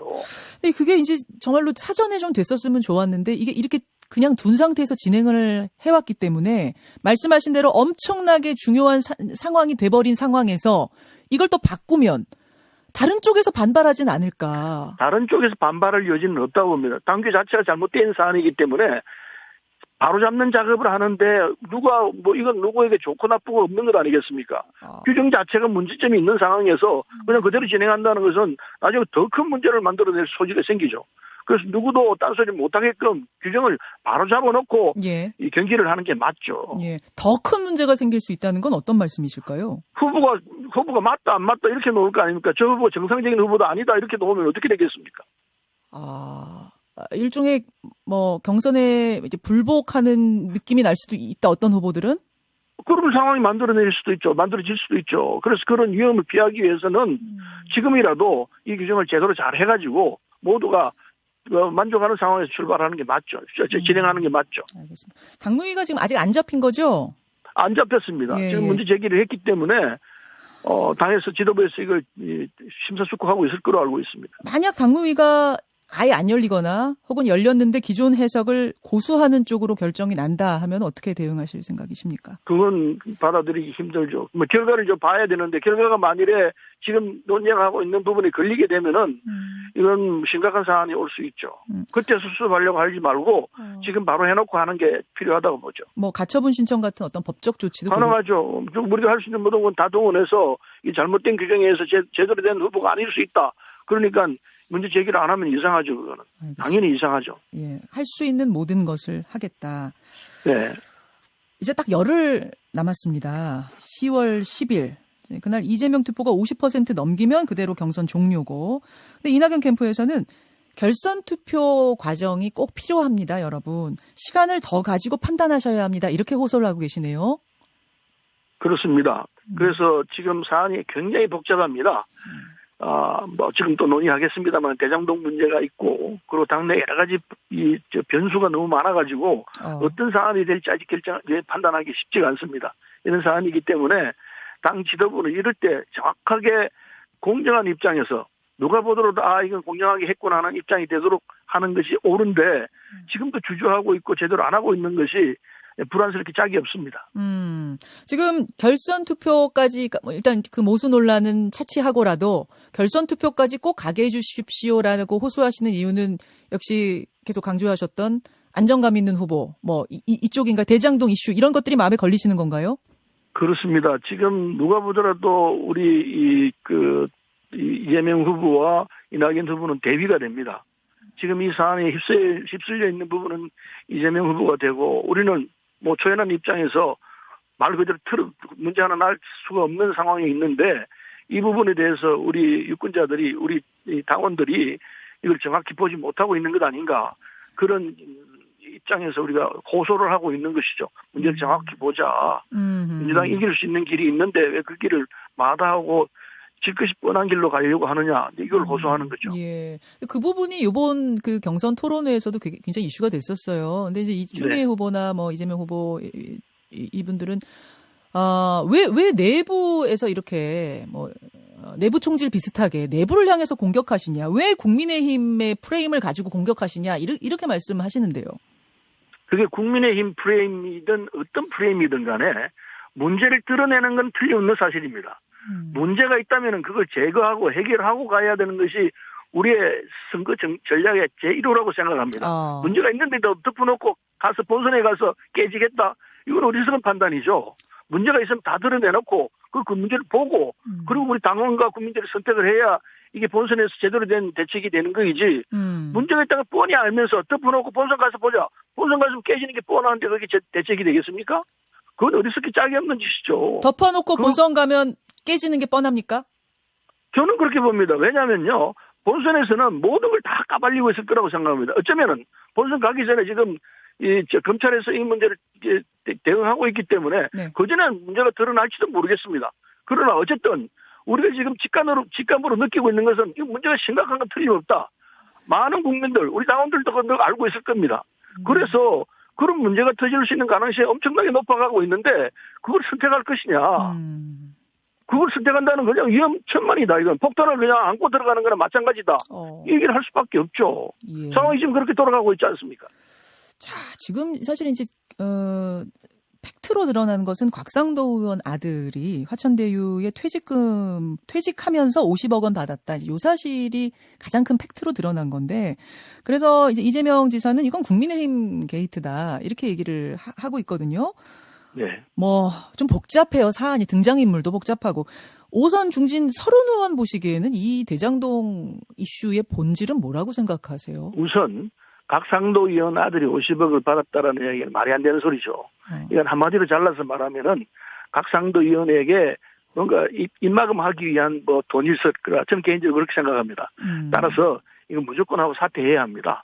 의원직 사퇴. 예, 제명하겠다고 나서서 얘기를 했습니다만은 우리 이낙연 캠프에 있는 의원들이 다 모여가지고 곽상도 의원을 제명해야 한다. 그걸 공개적으로 발표했습니다. 예. 제명하기 전에 본인이 사퇴하는 것이 우리가 맞고 아무 수사에 적극적으로 응해야 합니다. 어쩔 수 없습니다. 그거는. 그래서 다른 얘기는 다 거짓이고요. 그래서 이거는 그럼 뭐냐? 하나의 곁가지입니다. 본류는 따로 있습니다. 대장동 본류 사업의 한 부분에서 드러난 50억 받았던 사건이고 검찰이 압수수색까지 들어가서 지금 수사를 진행하고 있는 상황이기 때문에 하나하나 드러날 것이라 보고 있습니다. 그래서 이 본류를 그럼 뭐냐? 몸통이 뭐냐? 소위 말해서 몸통이 뭐냐? 몸통은 지금 수사에 들어가 있는 그 사람들입니다. 그 사람들 위에 또 누가 있느냐? 이건 또 두고 봐야 되죠. 지금 이 대장동 사업의 성남도시개발공사가 1,830억만 갖도록 이렇게 구조를 짰습니다. 그 이상은 못 갖도록 만들었습니다. 이게 말이 되는 소리입니까? 그 다음에 이게 나오면 그건 다 민간인들 지금 이익이 되고 있는 사람들이 다 나눠주도록 구조를 짰습니다. 이런 구조를 만드는 말이 되느냐고요. 성남도시개발공사가 책임을 져야죠. 그게 그 위에 또 누가 있느냐? 성남도시개발공사를 사장을 임명하고 그 직원들을 임명한 사람이 누구냐? 그건 시장이죠. 시장이 이 부분에서 자유로울 수 없죠. 그 당시 시장은 이재명 시장 아니었습니까? 이재명 시장이 최소한 배임인지 어떤지 다음에 수사하면 나올 것이고 그 다음에 그 뒤에 또 무슨 비리가 있는지는 수사 과정이 다 나올 겁니다. 우선 이 시점에서 시장이 해야 할 이야기는 자기는 이게 당문일의 최대 치적이었다고 이렇게 얘기를 했습니다. 예. 그게 아니라는 게 먼저에 다 드러났습니다. 그러면은 최근에서 알았던 언제 알았던 그 거짓말인지 아닌지 두고 보면 알겠습니다만은 어쨌든 잘못 알았으면은 그에 대한 사과는 분명히 있어야 합니다. 내가 그때 좀 잘못 알았다. 지금 와서 보니까 문제가 참 많은 거구나. 잘못했다. 진솔하게 국민 앞에 사과부터 하고 문제를 풀어나가는 자세를 가져야 한다고 생각합니다. 그 사과 않고 누구한테 이건 뭐 어디 게이트다 이렇게 얘기한다는 정말 북극 짝이 없는 얘기라고 생각합니다. 그래서 지금 먼저 해야 할 일은 차분하게 이 상황을 기획하고 그리고 최종 책임을 져야 할 분인 이재명 시장께서 그 당시 시장이었습니다. 지금 도지사죠. 예. 이재명 지사께서 과거에 했던 잘못에 대해서 내가 그때 잘못 판단했다.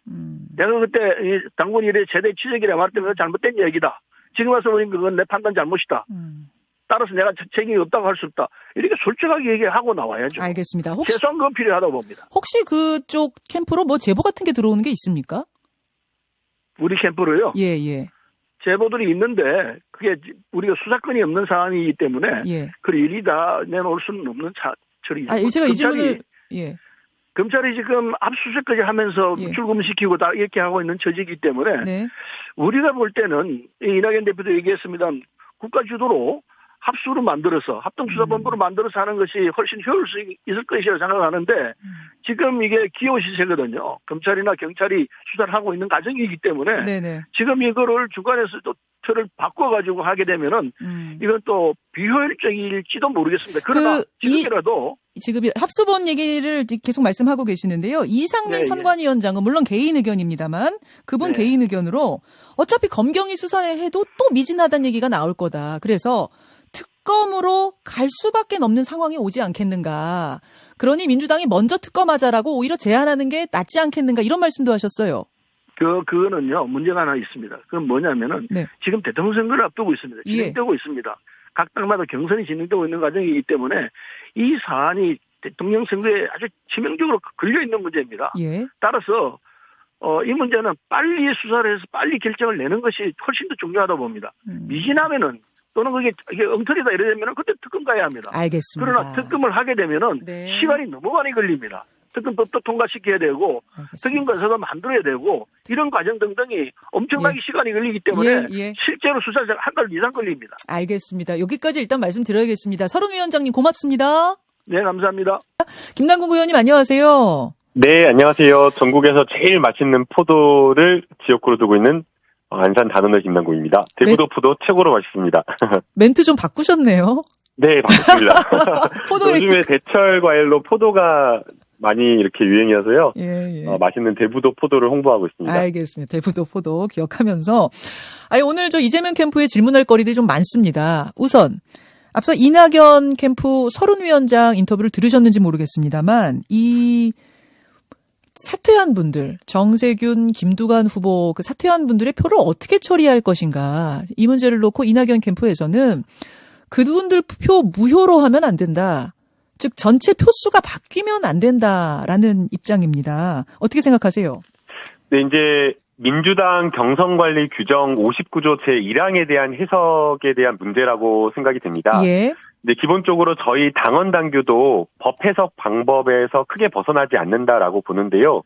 이제 법을 해석할 때는 기본적으로는 법의 표준적 의미를 밝혀가지고 객관적 타당성을 갖추고 그리고 또 누가 보더라도 모든 사람이 이제 수긍할 수 있는 그런 어떤 일관성 있는 해석이 매우 중요하다라고 생각이 되는데요. 네. 그래서 이제 되게 이제 어떤 저희 당원 당규를 해석할 때에 기본적으로는 이 규정이 가지고 있는 통산적 문헌의 의미에 충실하게 해석을 하는 것을 기본 원칙으로 하고 있습니다. 그리고 이제 그 외에 왜 이 규정이 생겼는가, 그 당시에 저희 당의 상황이라든가 이 취지, 목적 등에 맞춰서 이렇게 해석을 하고 있는데요. 네. 지금 이제 제59조 1항을 보게 되면 경선 과정에서 후보자가 사퇴하는 때에는 해당 후보자에 대한 투표를 무효로 처리한다라고 이렇게 규정하고 있거든요. 예. 이제 그렇기 때문에 이 문헌 그대로 이렇게 해석을 하게 되면 후보자가 받은 투표를 무효로 처리한다라고 해석을 할 수밖에 없고요. 지금 이제 이낙연 캠프 측에서 이야기하는 대로 이 조항에 장래와 과거를 투표를 나눠가지고 장래 투표만을 무효로 한다라는 내용 자체가 없기 때문에 이 해당 후보자에 대한 투표는 무효로 한다라고 하는 그 문헌에 맞게 충실하게 해석하는 것이 바람직하다라고 생각이 됩니다. 59조 1항에 보면 사퇴자의 표는 무효로 처리한다고 분명히 써 있기 때문에 이건 뭐 어떻게 할 수가 없단 말씀이신데 네, 이낙연 그래서, 캠프에서는 네. 이 59조 1항이 결선 투표제가 만들어지기 전에 조항이다. 60조에다가 이제 결선 투표제를 하게 한다라는 걸 만든 후에는 이걸 조정했었어야 된다. 두 조항 간에 충돌이 있다라는 겁니다. 그래서 지금이라도 좀 늦었지만 지금이라도 워낙 중요한 문제니까 이걸 정리하자. 해석을 다시 하자라고 하시는데요. 네, 오히려 지금 해당 문항 조항 같은 경우에는 이게 처음 검토된 것이 아니고요. 지난해 저희가 대선기획단이 출범하면서 예. 쭉 일괄하면서 저희 당원 당규를 또 한번 살펴봤었습니다. 예. 그 당시에도 이 해당 규정 자체가 문제가 없다라는 그런 판단이 있었기 때문에 지금 이제 경선 과정이 한참 진행 중인 상황에서 이것을 다시 문제 삼는 것 자체가 오히려 경선 과정에 불공정 시비 논란이 있을 수 있기 때문에 이거를 모순된다라고 하면서 문제 삼는 것이 오히려 잘못됐다라고 생각이 되고요. 그럼 지금 이재명 캠프의 입장은 충돌 자체도 인정하지 않는다는 거군요. 59조, 60조 충돌한 거 없다. 모순된 거 없다. 네, 모순되지 않는다라고 보는 거고요. 오히려 지금 선관위에서는 네. 이 조항 자체가 너무나 명확하고 명쾌하기 때문에 이것을 다른 어떤 방법으로 해석하는 것 자체가 부적절하다라고 하면서 이견이 없었던 것으로 알고 있습니다. 지금 당무위를 요청해 놓은 상태입니다. 이낙연 캠프에서. 아직 뭐 당무위가 잡힌 건 아닌데, 뭐 개최를 그래도 해서 다시 한번 논의는 할 필요는 있다고 보세요. 아예 뭐 열 이유도 없다고 보십니까? 지금 이제 굉장히 경선 중반을 지나서 이제 종국으로 달려가고 있는 상황인데, 네.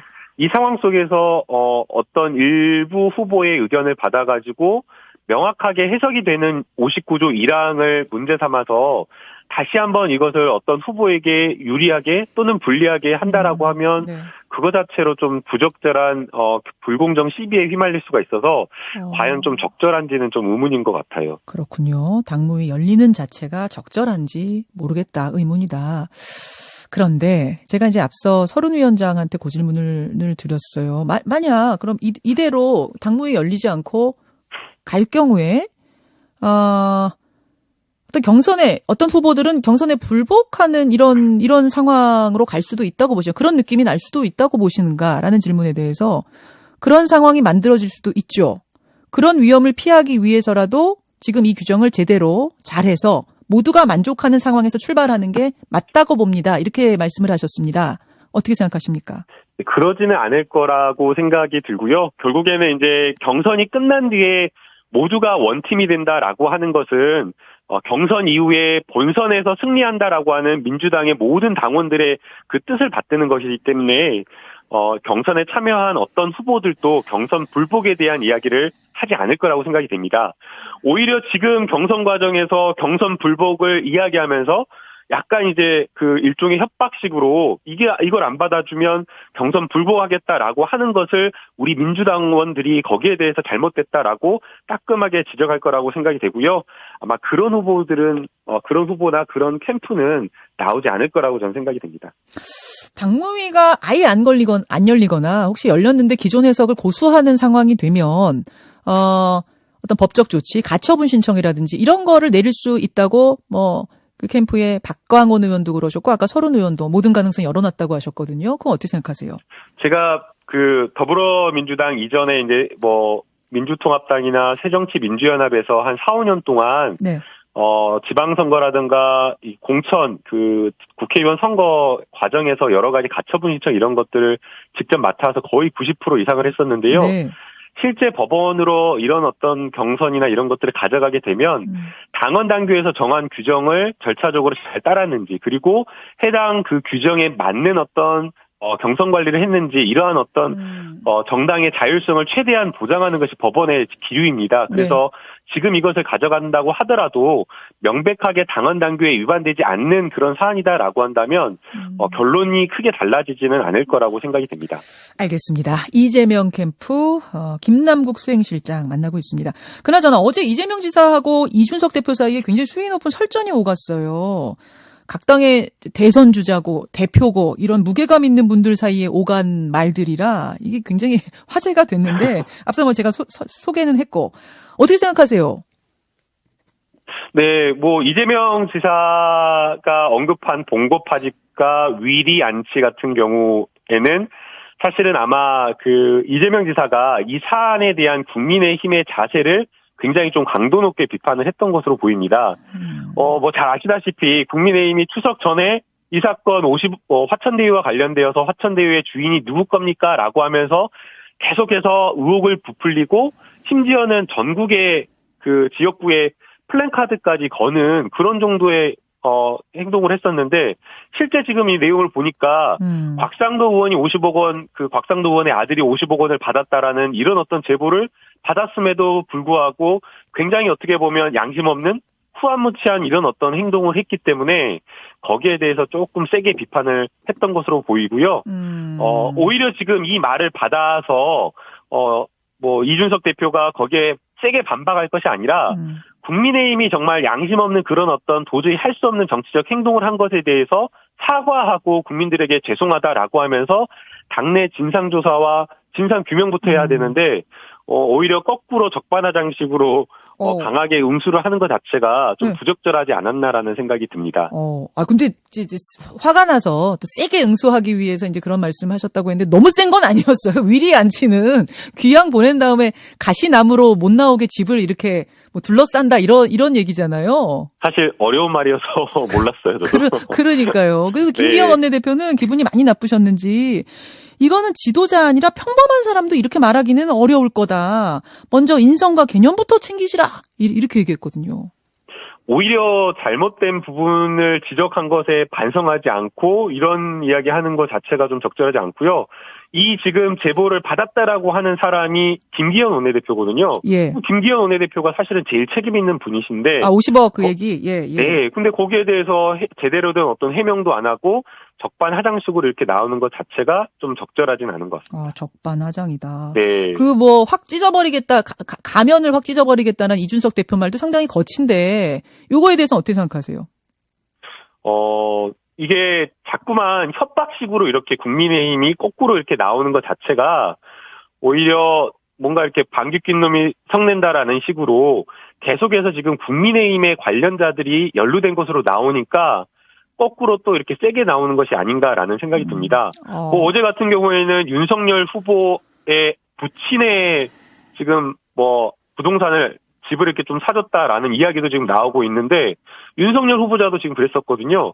윤석열 후보자도 본인이 대통령이 되면 뭐 정적을 약간 표적 수사해가지고 감옥에 보내겠다라는 식으로 그런 식으로 협박성 발언을 하는 경우는 아마 건국 이래 처음 있는 일이었던 것 같은데요. 내가 대통령이 되면 이거 대장동 확실하게 수사하겠다라는 말, 이게 약간 협박, 정적에 대한 협박으로 느끼셨어요? 협박처럼 들리는 것이었기 때문에 지금 오히려 지금 나오고 있는 것은 본인과 관련된 본인 부친과 관련된 내용, 본인과 직접적으로 관련된 내용이 나오고 있는 이런 상황 속에서, 그리고 또 국민의힘 같은 경우에는 곽상도 의원 아들이 50억을 받았다라고 하는 이런 사실이 나오는 속에서 오히려 국민 앞에 겸손하고 이 진상 규명과 관련되어서 의혹을 밝히겠다고 해도 시원찮을 판에 이런 어떤 태도는 좀 적절하지 않는 태도라고 보입니다. 예, 지금 사실은 뭐 전체 큰 그림을 그릴 수 있는, 정확히 볼 수 있는 사람은 아무도 없을 거고 나오는 조각조각을 가지고 우리가 이야기를 하고 있는 건데 그 한 조각이 50억 클럽 설 아니었겠습니까?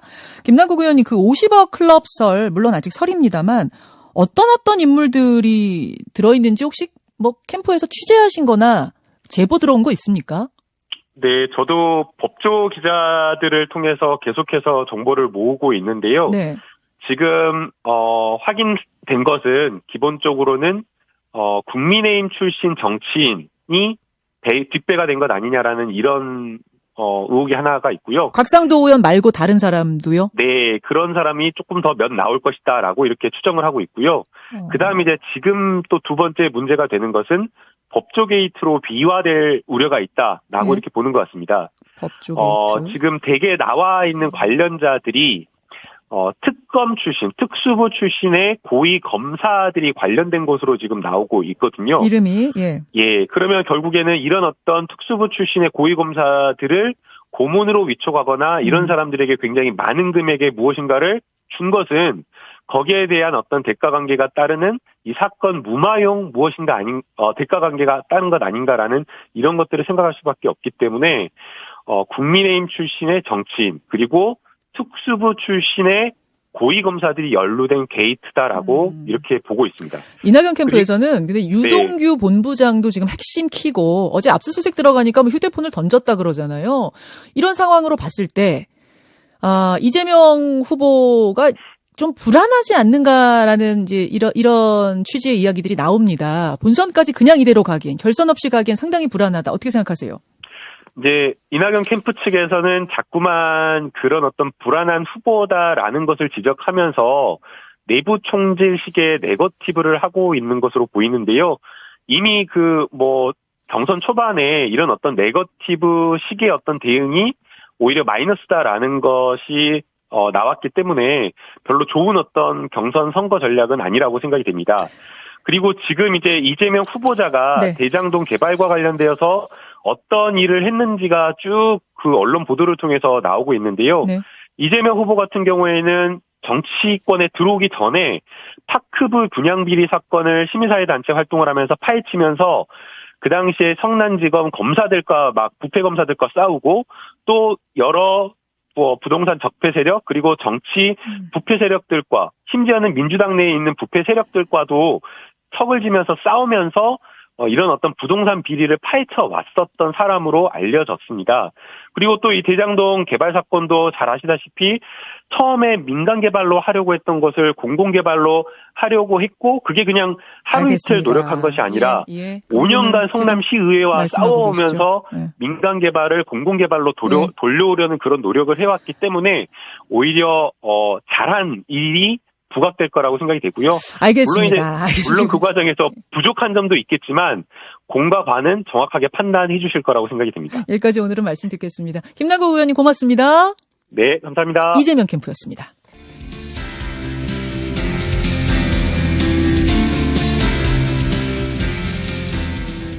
어서 오세요. 네, 윤건영입니다. 네. 조금 전에 속보가 들어왔는데요. 네. 김정은 북한 국무위원장이 최고인민회의 시정연설에서 10월 초부터 남북 통식 연락선을 다시 복원하겠다는 의사를 밝혔다. 네. 속보가 들어왔습니다. 네. 뭐가 어떻게 돌아가고 있는 거예요? 어제는 미사일 쏘고 오늘은 대화하자라고 하고 해서 좀 어리둥절하시죠. 많은 국민들이 그러실 것 같아요. 그러니까 이게 무슨 트위스터 추는 것도 아니고 뭐에 어떻게 돌아가는 겁니까? 도대체? 말 그대로 북한의 의도는 압박과 대화 양면이 있는 겁니다. 즉 쉽게 말하면 양손에 한 손에는 대화, 한 손에는 압박 카드를 들고 전략적 판단을 하고 있는 중입니다. 김정은 위원장이 나타나서 메시지를 냈다는 건 1차 판단은 얼추했다라는 거고요. 네. 저는 두 가지 측면에서 대화의 여지가 좀 더 열려 있다라고 보는 이유가 문재인 대통령의 종전선언에 대한 북한의 반응이 신속하고 빨랐습니다. 이례적이었습니다. 네. 지난번 이틀에 걸쳐서 3번의 메시지가 나올 정도였고요. 두 번째로는 이게 좀 사실 중요한데 미국과 대한민국에 대한 메시지를 분리했습니다. 외무성을 중심으로 해서 미국에 대한 강한 메시지가 나왔고 김여정 부부장을 중심으로 해서 종전선언에 대한 메시지, 심지어 정상회담을 언급하는 수준이었습니다. 이런 것들을 봤을 때 어렵겠지만 변화의 여지는 열려 있다. 좀 더 가능성 높아지는 것 아닌가 판단하고 있습니다. 근데 저는 일단 시정 연설을 통해서 이렇게 밝혔다라고 하는 대목도 사실은 눈에 들어오는 대목인데 이 형식은 어떻게 읽어야 되는 겁니까? 우리로 따지면 국회에서의 대통령 시정연설이거든요. 최고인민회의라는 게 우리의 국회와 같은 겁니다. 그러니까 근데 사실 북한 체제의 특수성을 보면 형식적인 부분은 좀 그렇게 큰 변수는 아닙니다. 다만 이번에 이야기 나오고 있는 최고인민회의 시정연설이라는 케이스는 그렇게 흔한 케이스는 아닙니다. 그죠. 왜냐하면 그 전에 이제 그 통신선 복원 이야기가 전해졌을 때는 무슨 뭐 시정연설이니 무슨 보도니 이런 게 아니라 그냥 그 복원해버렸던 거잖아요. 북한은. 그때. 이제 겉으로 보일 때는 그렇지만 네. 물밑 수면에서 오고 간 이야기며 또 서로 간의 공감대 정도는 따로 있었을 거라고 저는 예측합니다. 근데 아무튼 그 김정은 위원장이 공개된 최고인민회의 시정연설을 통해서 이렇게 밝혔다라고 한다면 이거는 예를 들어서 다시 휴지 조각이 될 가능성은 상대로 더 적어졌다 이렇게 봐도 되는 거 아닙니까? 제가 모두에 말씀드린 것처럼 압박과 대화라는 두 가지 카드를 양손에 들고 예. 전략적 판단을 했고 예. 최고 결정권자인 김정은 위원장이 나타났다는 것은 그 전략적 판단의 1차 단계는 넘어섰다라고 보면 될 것 그 같습니다. 얘기는 뭔가 진전이 있었다는 얘기로도 해석이 될 수 있는 저는 거죠. 그 진전의 가능성을 믿고 있는 사람이고 그게 우리 한반도 평화와 경제에 도움이 될 거라고 생각하는 사람입니다. 그럼 좀만 더 가보죠. 네. 남북 간에 뭔가 그 큰 이벤트가 있을 수도 있다고 봐도 되는 겁니까?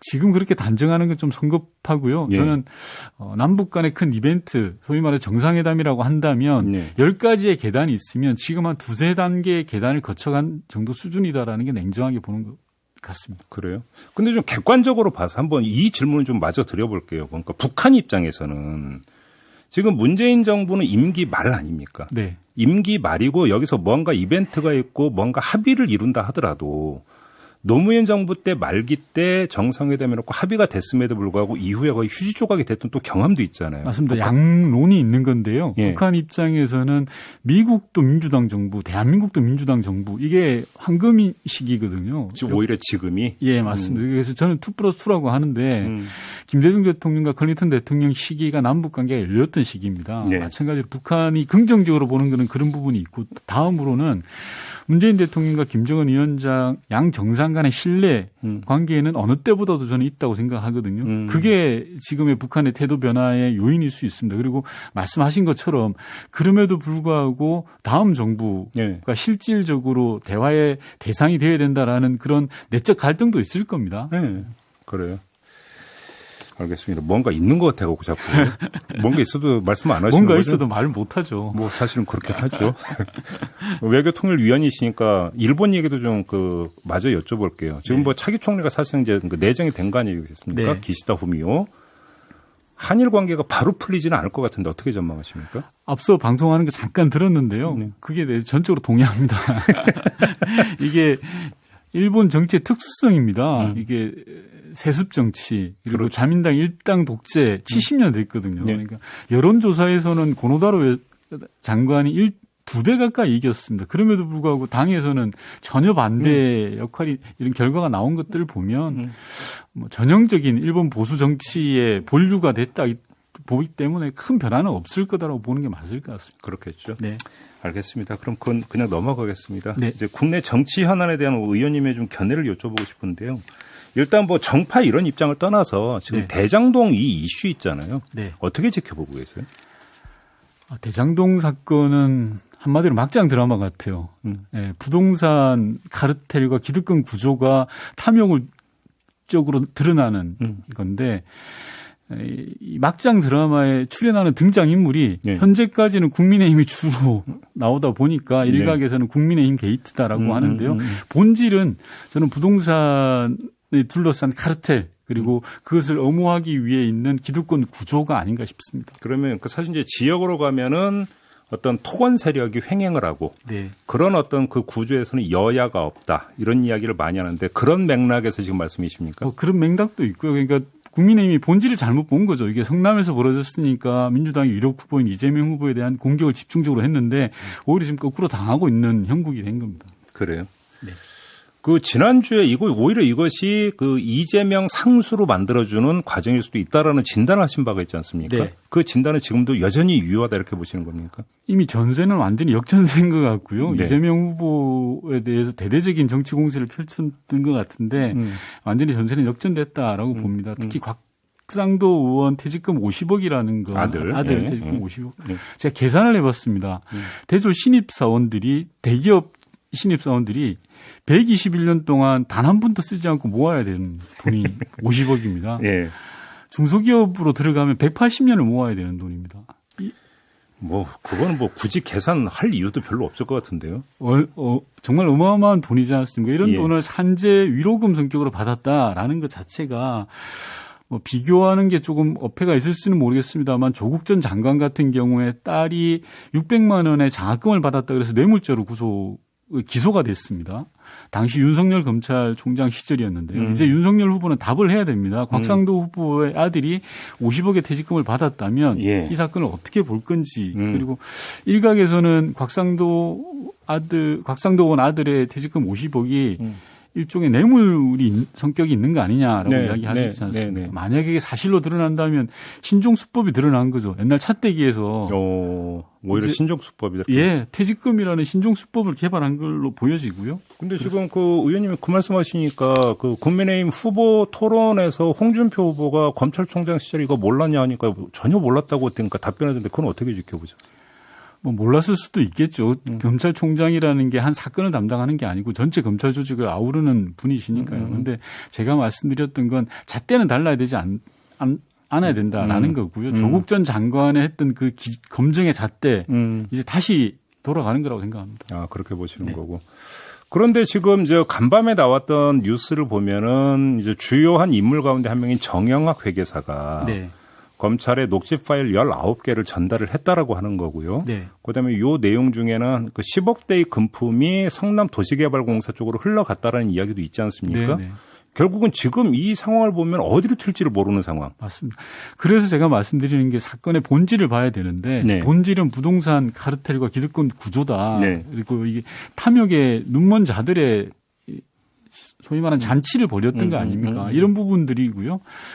근데 현재까지로는 뭐 등장인물이 주로 국민의힘이었던 거죠. 네. 앞으로는 누가 또 등장할지는 잘 모르겠습니다. 이재명 지사는 거기서 예외일 수 있다고 확신하십니까? 통례를 봤을 때 예. 이재명 지사가 당시에 박근혜 정부, 이명박 정부 시절에서 소위 말하는 요시찰 관찰 대상 지자체장이었지 않습니까? 네. 그런 상황에서 그런 일들을 했을까라는 저는 그런 자신감은 좀 있습니다. 아, 그런. 네. 지금 어제 이제 최대 뉴스는 김만배 씨의 누나하고 윤석열 후보의 부친 간의 부동산 거래였는데요. 네. 의원님은 어떻게 보세요? 이거는? 윤석열 후보의 해명을 100% 믿는다고 해도 솔직히 의심스러운 게 저도 그렇고 진행자님도 마찬가지 아닙니까? 우연의 가능성이 얼마라고 도대체 보십니까? 어떻게 이런 우연이 있을 수 있냐 그 말씀이십니까? 그렇죠.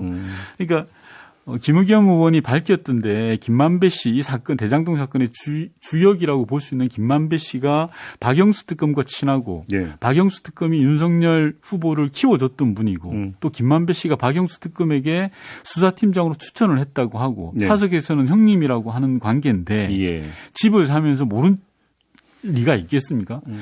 저라면 또는 보통의 사회생활 하시는 분이면 형님 아버님 집 샀습니다라고 이야기하는 게 당연한 거 아닌가요? 그래요? 지금 속보가 들어왔는데 네. 미 국무부에서 북한의 적대 의도가 없다. 긍정 반응 희망한다. 이런 멘트를 지금 내놨다고 하고 이 멘트가 지금 왜 나올까요? 국무부에서? 제대로 내용을 제가 들여다보진 않았습니다만 미국의 바이든 정부의 대북 정책 기조는 올 5월에 발표된 것처럼 북미 대화를 희망한다. 북미 대화 재개를 희망한다. 그리고 싱가포르 선언에서 출발하자라고 이야기했기 때문에 큰 틀에서 이번에 김정은 위원장이 조금 전에 이야기 나눴던 그런 화해 제스처에 대해서는 입장 아닐까 싶습니다. 아무튼 뭐 지금은 이제 기사 본문은 없고 제목만 올라온 상태이기 때문에 뭐라고 맞습니다. 예단은 못 하겠는데 네. 연기가 계속 나고 있는 건 연기가 난다는 건 뜸들이고 있다는 얘기 아닙니까? 연기가 났다는 건 뭔가 태운다는 거죠. 그러니까요. 네. 그러니까 너무 이제 연기 내면 이제 타기 전에 네. 그냥 익히고 그냥 뚜껑 열면 되는 거 아닌가요? 그렇게 됐으면 좋겠고, 네. 저는 남북 관계는 여야가 없고요. 그리고 전 이번에 얼마 전에 국민의힘 안보 관련 토론회를 본의 아니게 봤습니다. 제가 어제 글도 하나 올렸는데요. 예, 그래 어떻게 보셨어요? 뭐 작게 502로 나오고 막 하는 거 어떻게 보셨어요? 일부분만 봤는데 한마디로 엉망진창이고 난장판이더라고요. 예, 어떤 점에서요? 그러니까 제대로 내용을 모르세요. 질문하는 사람이나 예, 대답하는 사람 질문하시는 똑같습니까? 분도 모르고 답변하시는 분도 잘 모르세요. 예를 들면 예. 9.19 군사 합의를 폐지하자라고 두 분이서 의기투합을 하셨던데 1, 예. 2위 하시는 후보들이 예. 9.19 군사 합의가 어떤 의미를 갖냐 하면 휴전선 일대에서의 군사적 긴장 완화 조치입니다.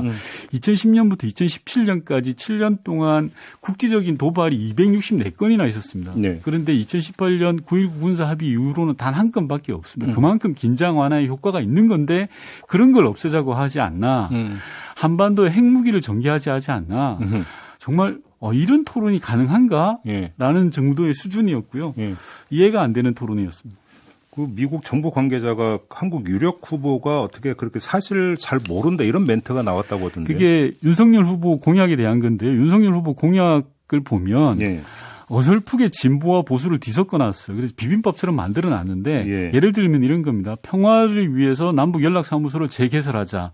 또 한 축에서는 한반도에 핵무기를 전개하겠다라는 겁니다. 예. 냉온탕을 왔다 갔다 하는 건데요. 예. 목욕탕에 가서나 냉온탕 왔다 갔다 하는 게 건강에 좋지 국민을 위한 정책은 절대 그래서는 안 됩니다. 그러다 보니 예. 미국 국무부의 실무자가 무지하다라고 일가를 할 정도였거든요. 대한민국 국민으로서 얼굴이 좀 화끈거릴 정도고 캠프에서는 공부를 좀 해서 내보내야 된다고 생각합니다. 알겠습니다. 오늘 그 이야기 나온 거가 이제 주로 이제 북한 관련 이야기 많이 나왔으니까 마지막 질문도 그냥 이걸로 드리고 마무리할게요. 네. 극초음속 미사일을 개발했다는 거 아닙니까? 네. 이건 어떻게 지금 그 실상을 어떻게 파악하고 어제 이제 북한에서 그런 보도를 냈는데요. 네. 미사일 발사에 대해서 한미 정보 당국 간에는 지금 분석을 하고 있습니다. 섣부른 판단을 하기는 좀 이르다라는 거고요. 올 1월에 김정은 위원장의 지시가 있었는데 1년 안에 성공했다라는 식으로 나옵니다. 근데 이제 북한의 보도를 보면 핵심적인 건 연료에 있습니다. 미사일의 연료는 잘 아시겠지만 고체냐 액체냐에 따라서 대단히 차이가 있습니다. 엄청 중요하다면서요? 맞습니다. 네. 액체라는 건 들고 다니기도 불편하고요. 액체 연료를 주입하는데 보통 2, 3일 걸립니다. 그렇기 때문에 미사일이 어디서 발사되는지 아는 거죠. 근데 고체는 들고 다니기도 편하고 바로 쏠 수 있으니까 고체 연료가 더 나은 기술입니다. 그런데 이번에 발사된 건 고체와 액체 중간 단계로 이제 추정을 하고 있는 겁니다. 하나의 통에다가 액체 연료를 넣어서 들고 다닐 수 있다라는 건데요. 우리 합참의 분석에 의하면 아직 실전 배치 단계는 아니다라는 거고 그렇기 때문에 우리가 충분히 우리가 걱정할 수준은 아니다라는 입장을 내놓은 바가 있고 통례를 봤을 때도 실전 배치할 단계였으면 김정은 위원장이 직접 시찰을 했을 겁니다. 현장 시찰. 근데 이번에 김정은 위원장이 나가지 않고 박정천이라는 사람이 나갔거든요. 그것도 관전 포인트가 그게 있는 겁니까? 예. 우리도 그렇지 않습니까? 잘 되는 거면 사장이 직접 나가는 거고 잘 안 되면 부장이나 나가고 그렇지 않습니까? 약간 뻥이 껴있다? 뻥이라기보다는 저는 북한의 그런 군사적 행위 자체가 한반도 평화에 절대 도움이 안 될 거라고 생각합니다. 그렇죠. 그리고 북한은 김여정 부부장이 계속 하는 게 자유권적인 조치다라고 이야기하지 않습니까? 네. 물론 저희도 얼마 전에 SLBM을 세계에서 7번째로 개발해서 자주국방의 기틀을 세웠거든요. 자유권적 조치는 어느 국가든 할 수 있습니다. 다만 이 자유권적인 조치가 자기를 지키고 평화를 지키는 거냐 아니면 남을 위협하는 것이냐에 큰 차이가 있습니다. 북한도 이런 사실을 잘 알 거라고 생각하기 때문에 군사적 행동은 좀 조심하는 게 맞다라고 생각합니다. 알겠습니다. 그나저나 이제 다음 주 이 시간에는 좀 더 진전된 이야기가 있었으면 좋겠는데 뭔가 하여간 연기가 모락모락 피어오르는 것 같아서. 언제 한번 기회가 되면 그 연기가 왜 피어나는지 누가 피웠는지도 한번 이야기 나눴으면 좋겠습니다. 그러게요. 알겠습니다. 오늘 이렇게 마무리하죠. 고맙습니다, 의원님. 네. 더불어민주당의 윤건영 의원이었습니다. 시선집중 3부의 문을 열겠습니다. 2019년 4월에 윤석열 후보 부친과 화천대유 대주주 김만배 씨의 누나 사이에 부동산 거래가 있었던 사실이 공개가 됐습니다. 어떻게 이런 우연이 있을 수 있느냐? 이게 혹시 윤석열 후보와 김만배 씨 간에 무슨 관계가 있는 거 아니냐? 이런 의혹의 눈길이 그 다음에 따라붙었는데요. 자, 이에 대해서 지금부터 두 사람의 이야기를 차례로 들어보는 시간 마련하겠습니다. 먼저 열린민주당의 김의겸 의원 전화로 만나보는데요. 김의겸 의원은 어제 페이스북에 글을 올려서 윤석열 후보와 김만배 씨가 서로 형 동생하는 사이다 이렇게 주장한 바가 있습니다. 그 구체적인 근거 들어보도록 하겠습니다. 나와 계시죠? 네. 일단 이렇게 그 형 동생하는 사이라고 보신 근거부터 좀 말씀해 주시겠습니까? 네, 제가 어제 열린공감TV 또 조선일보, 중앙일보 등 언론을 통해서 윤석열과 김만배의 관계에 대해서 궁금증이 일었어요. 그래서 제가 당시 알고 지내던 검사, 기자 한 17명한테 전화를 걸었더니 네. 이제 그 중에 2명한테서 제가 확인을 했는데 2016년 말에 박영수 특검이 기자들을 불러 모았고 그 자리에서 수사팀장을 누구를 시키면 좋겠느냐 라고 박영수 특검이 물어봐서 다들 이제 쭈뼛쭈뼛 하고 있는데 김만배 기자만이 머니투데이의 김만배 기자가 성렬이 형 어때요? 좋잖아요? 이렇게 얘기를 했다는 거예요. 일단 그래서 물론 세월이 뭐 한 5년 지나긴 했습니다만은 성렬이 형 기자가 검사한테 성렬이 형이라고 하는 말을 쓰는 것 자체가 아주 이례적이고 또 아주 즉각적으로 윤석열을 추천해서 기자들의 뇌리에 남았다 라는 이야기를 제가 듣고 제가 페이스북에 내용을 썼습니다. 그럼 페이스북에 올렸던 그 내용은 그 자리에 의원님이 계셔서 직접 목격했던 게 아니라 취재를 통해서 이제 그렇습니다. 확보한 내용이다 이런 말씀이시네요. 네네. 그럼 이거 말고 두 사람의 관계를 엿볼 수 있는 다른 정황이나 이런 것들은 확보를 하신 건 없고요. 이게 다른 정황들도 많이 있습니다. 많이 있는데 이게 가장 직접적인 근거라고 생각을 해서 제가 페이스북에 그렇게 썼습니다. 근데 사실 김만배 씨가 엊그저께 용산경찰서 출두할 때도 뭐 좋은 형님들이라는 표현을 쓴 바가 있었고요. 그다음에 이제 주변에 이런 사람이 있지 않습니까? 한 번 보고도 그냥 바로 그 자리에서 형님 동생 하는 사람이 좀 있기는 있지 않습니까, 사실? 네, 있긴 있죠. 네. 그런데, 지금 등장하고 있는 법조인들, 특히 이제, 검사들 제가 페이스북에도 썼습니다만은 다, 말하자면 김만배 기자, 김만배 씨가, 좋아하는 형님들 이렇게 표현을 하지 않았습니까? 다들 좋아하는 형님들이고 그분들한테 금전적인 대가를 다 치르는 제공하는 그런 관계인데 윤석열하고만 말하자면 몰랐다. 상가집에서 눈인사 하는 사이였다. 그게 인연이나 우연이라고 생각하기에는 너무나 확률적으로 낮은 그런 관계이기 때문에 일반적인 상식으로는 좀 납득하기 어렵다. 그렇게 생각을 합니다. 자, 그러면 의원님께서 보시기에 그럼 그 부동산 거래의 성격을 어떻게 지금 보시는 거예요? 그럼 의원님은? 2019년에 윤기중 교수님이 다치셔서 집을 팔아야 되는 상황 아니겠습니까? 그런데 그 집이 연희동에 교통편도 불편하고 잘 팔리지 않는 한 2, 3년에 또는 3, 4년에 한 번씩 거래가 이루어지는 아주 드문 동네인데 뭔가 그 집을 팔아야 될 필요성이 있고 살만한 능력이 있는 사람 부탁하지 않았을까 그렇게 생각을 합니다. 그러면 이제 급하게 팔 사정이 생겼기 때문에 김만배 씨가 편의를 봐준 거다 이렇게 보시는 겁니까? 네, 저는 그렇다고 생각합니다. 그래서 가능성이 높다고 생각합니다. 그래서 이제 누나를 그러면 김만배 씨가 동원한 거다 이렇게 지금 보시는 겁니까? 네, 그렇죠. 김만배 씨 누나 제가 직접 조사를 하지 않았지만 언론을 통해서 나타난 것만 봐도 지금 그 누나가 수천억의 재산을 가지고 있는 분이에요. 목동에 아파트 상가 그리고 성수동에 10층짜리 빌딩 수원에 또 이런 여러 가지 부동산을 가지고 있는 재산가인데 이분이 담보를 잡혀가면서까지 은행돈을 빌려가면서까지 그 집을 사는 겁니다. 그리고 이상하지 않습니까? 이게 뭐냐면 4월에 소유권부터 이전을 해요. 그리고 5월에 중도금 치르고 그 다음에 7월에 잔금을 치릅니다. 그런데 소유권은 4월에 먼저 이전을 합니다. 저는 그런 잔금까지 치른 뒤에 소유권을 이전하는 거지 등기부에 어떻게 먼저 이 순서가 바뀐 것 자체도 저는 6월에 저걸 하지 않습니까? 검찰총장이 되고 7월에 검찰총장 인사청문회를 하지 않아요? 예. 네, 저는 그것도 염두에 둔 거 아닌가. 잠깐만요. 그렇게 의심이 듭니다. 그러면 소유권 이전 등기를 먼저 한 게 검찰총장 인사와 연관돼 있다고 보시는 겁니까? 저는 그렇게 생각을 합니다. 네. 그러면 이 주택이 그 윤석열 후보의 부친인 윤기준 명예교수의 명의로 되어 있었던 거 아닌가요? 이 주택은? 네, 윤기준 씨 명의로 되어 있었죠. 그러면 그게 검찰총장 인사와 무슨 상관이 있는 겁니까? 서울중앙지검장 시절에는 예. 이 윤기중 씨 아버님을 자신의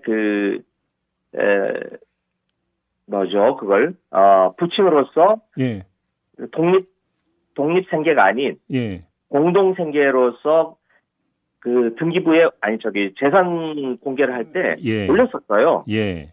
그러니까 검찰총장 말 청문회를 한다면 예. 이 아버님의 재산 문제에 대해서도 제출해야 될 의무가 있었던 거죠. 예. 근데 그래서 이제 이거를 소유권 이전 등기를 하면은 그거를 신고를 안 해도 되기 때문에 이제 사전에 털어버렸다 이런 취지의 말씀이신 것 같은데. 아니요. 소유권이 문제가 아니고. 예. 제출을 하더라도. 예. 네. 제출을 하더라도 7월 청문회 이전에 정리가 되는 거죠. 예. 네. 근데 예를 들어서 근데 그 주택 소유가 네. 무슨 여기에 뭔가 좀 그러니까 속칭 구린 부분이 있으면 뭐 그렇게 하는 걸 이해를 하겠지만 그럴 여지도 별로 없었던 주택 아닌가요? 45년 동안 거주했던 주택인데. 매매 과정에서 얼마에 팔았는지, 네. 또 누가 샀는지, 네, 뭐 이런 문제에 대해서 기자들이나 또는 의원들이 조사를 하려고 하면 네. 그 문제에 대해서 석연치 않은 부분이 있을 수 있는 거죠. 그렇게 보시는 거고요. 네. 이게 이제 처음에 제기했던 열린공감 TV 같은 건 다운 계약 의혹을 제기를 했는데, 근데 어제 부동산 중개소 뭐 이제 증언이나 이런 것들을 보면은 그건 아니다 또 이런 주장이 나오는데 어떻게 보세요, 의원님은? 네, 뭐 다운 계약에 대해서는 19억에 지금 매매한 걸로 되어 있는데, 네. 그 바로 옆집에 예. 거의 뭐 비슷한 크기에 10평 차이밖에 안 되는 집이, 네. 어제 뭐 언론에 보면 26억에 팔렸다는 거 아닙니까? 네. 2019년도에, 예. 오히려 더 집값이 상승한 뒤에 26억에 팔렸다는 건데, 지금 그 윤기중 교수님의 그 집이 과연 19억에 시세와 그렇게 차이가 나게 팔 수 있었을까? 아무리 급하다고 하더라도. 네. 뭐 저는 일반 국민들의 상식으로는 잘 납득이 안 된다고 생각합니다. 그래요. 자, 네. 조금 전에 이제 이 부동산 거래에 이제 그 주인공으로 등장한 김만배 씨의 누나가 상당한 자산가임에도 불구하고 대출을 받았다는 점을 지적을 하셨잖아요. 네. 거기에는 그럼 특별한 이유가 뭐가 있다고 보시는 겁니까? 갑자기 사야 될 필요성이 있는 거죠. 갑자기 사야 될 경우에 아무리 큰 자산가 하더라도. 현금화하는데 이제 바로 현금할 수는 부동산은 없으니까. 많이 있더라도 예. 바로 현금화 시킬 수는 없기 때문에. 예. 뭐 수백억, 수천억의 자산가더라도 그 19억의 돈을 동원을 하려면 은행 대출이 필요했던 거 아닌가. 그럼 애당초 이 주택을 살 계획이 없는데 무슨가의 특별한 이유 때문에 갑자기 움직였고 그러다 보니까 현금이 없어서 대출을 받았다 이런 말씀이시네요, 정리를 하면. 네네, 그런 거죠. 근데 어제 이제 보도로 전해진 당시 부동산 중개사의 어떤 그 주장에 따르면 이 누나가 몇 달 전부터 계속 집 보러 다녔다는 이런 주장도 나온 바가 있는데 그럼 이건 허위라고 봐야 되는 겁니까? 일단 그 연희동의 부동산 윤기중 교수님의 근처에 부동산이 3군데가 있는데, 예. 네, 나머지 두 곳에서는 자신들에게는 매매 의뢰가 들어오지 않았다 그래요. 예. 네, 그러니까 딱 한 군데만 지금 들어왔다는 건데 일단 그게 애초 윤석열 캠프 쪽의 설명 10곳에 지금 매매를 의뢰해 놨다라는 거하고 맞지 않는 거고요. 네. 저는 이런 엄청난 자산가가 그 누님이요. 김명옥 씨라고 하는 누님이 엄청난 자산가인데 왜 연희동 같은 같은 곳에 집을 살려고 했을까? 만약 살려고 했다면 그건 정말 실소유에 실제 거주하려고 하는 목적이었을 텐데 지금 그곳에 실제로 살고 있는지 그것부터 좀 확인을 해야 된다고 생각합니다. 근데 지금 TV조선 보도에 따르면 그 사자마자 바로 월세 줬다라고 김명옥 씨가 TV조선과 인터뷰에서 밝혔다고 지금 보도 나온 게 있거든요. 실거주를 하는 게 아니라 월세를 줬다라는 이런 보도가 있습니다. 그것부터가 좀 이상하지 않습니까? 예. 네, 저는 이분이 그 건물을 사거나 집을 살 때 다들 환금성 또는 집값이 오를 만한 곳 이런 곳에 부동산을 보는 안목이 있는 사람인데 네. 연희동에 갑자기 자산이 있는 사람에도 불구하고 은행 대출까지 받아가면서 급하게 그것도 거꾸로 소유권 이전부터 하고 그다음에 5월 7월에 중도금과 잔금을 치르는 그 거꾸로 된 방식을 취해가면서까지 집을 산 것. 근데 연희동 부분은 좀 해석은 좀 다를 수도 있을 것 같습니다. 요즘 핫플레이스로 뜨는 곳이 연희동이라는 또 지적도 있기 때문에. 네, 그 동네는요. 네. 전두환 씨가 살고 있는 연희동하고 다른 연희동입니다. 네, 그 핫플레이스로 뜨고 있는 연희동하고는 길 건너편에 그 연세대학교 쪽으로 산 쪽으로 가까워서. 또 그런 것도 아니다 이런 말씀이죠. 네, 그런 곳이 아닙니다. 알겠습니다. 거의 거래가 이루어지지 않는 곳입니다. 알겠습니다. 자, 말씀 여기까지 들을게요. 고맙습니다, 의원님. 네네. 네, 열린민주당의 김의겸 의원이었습니다.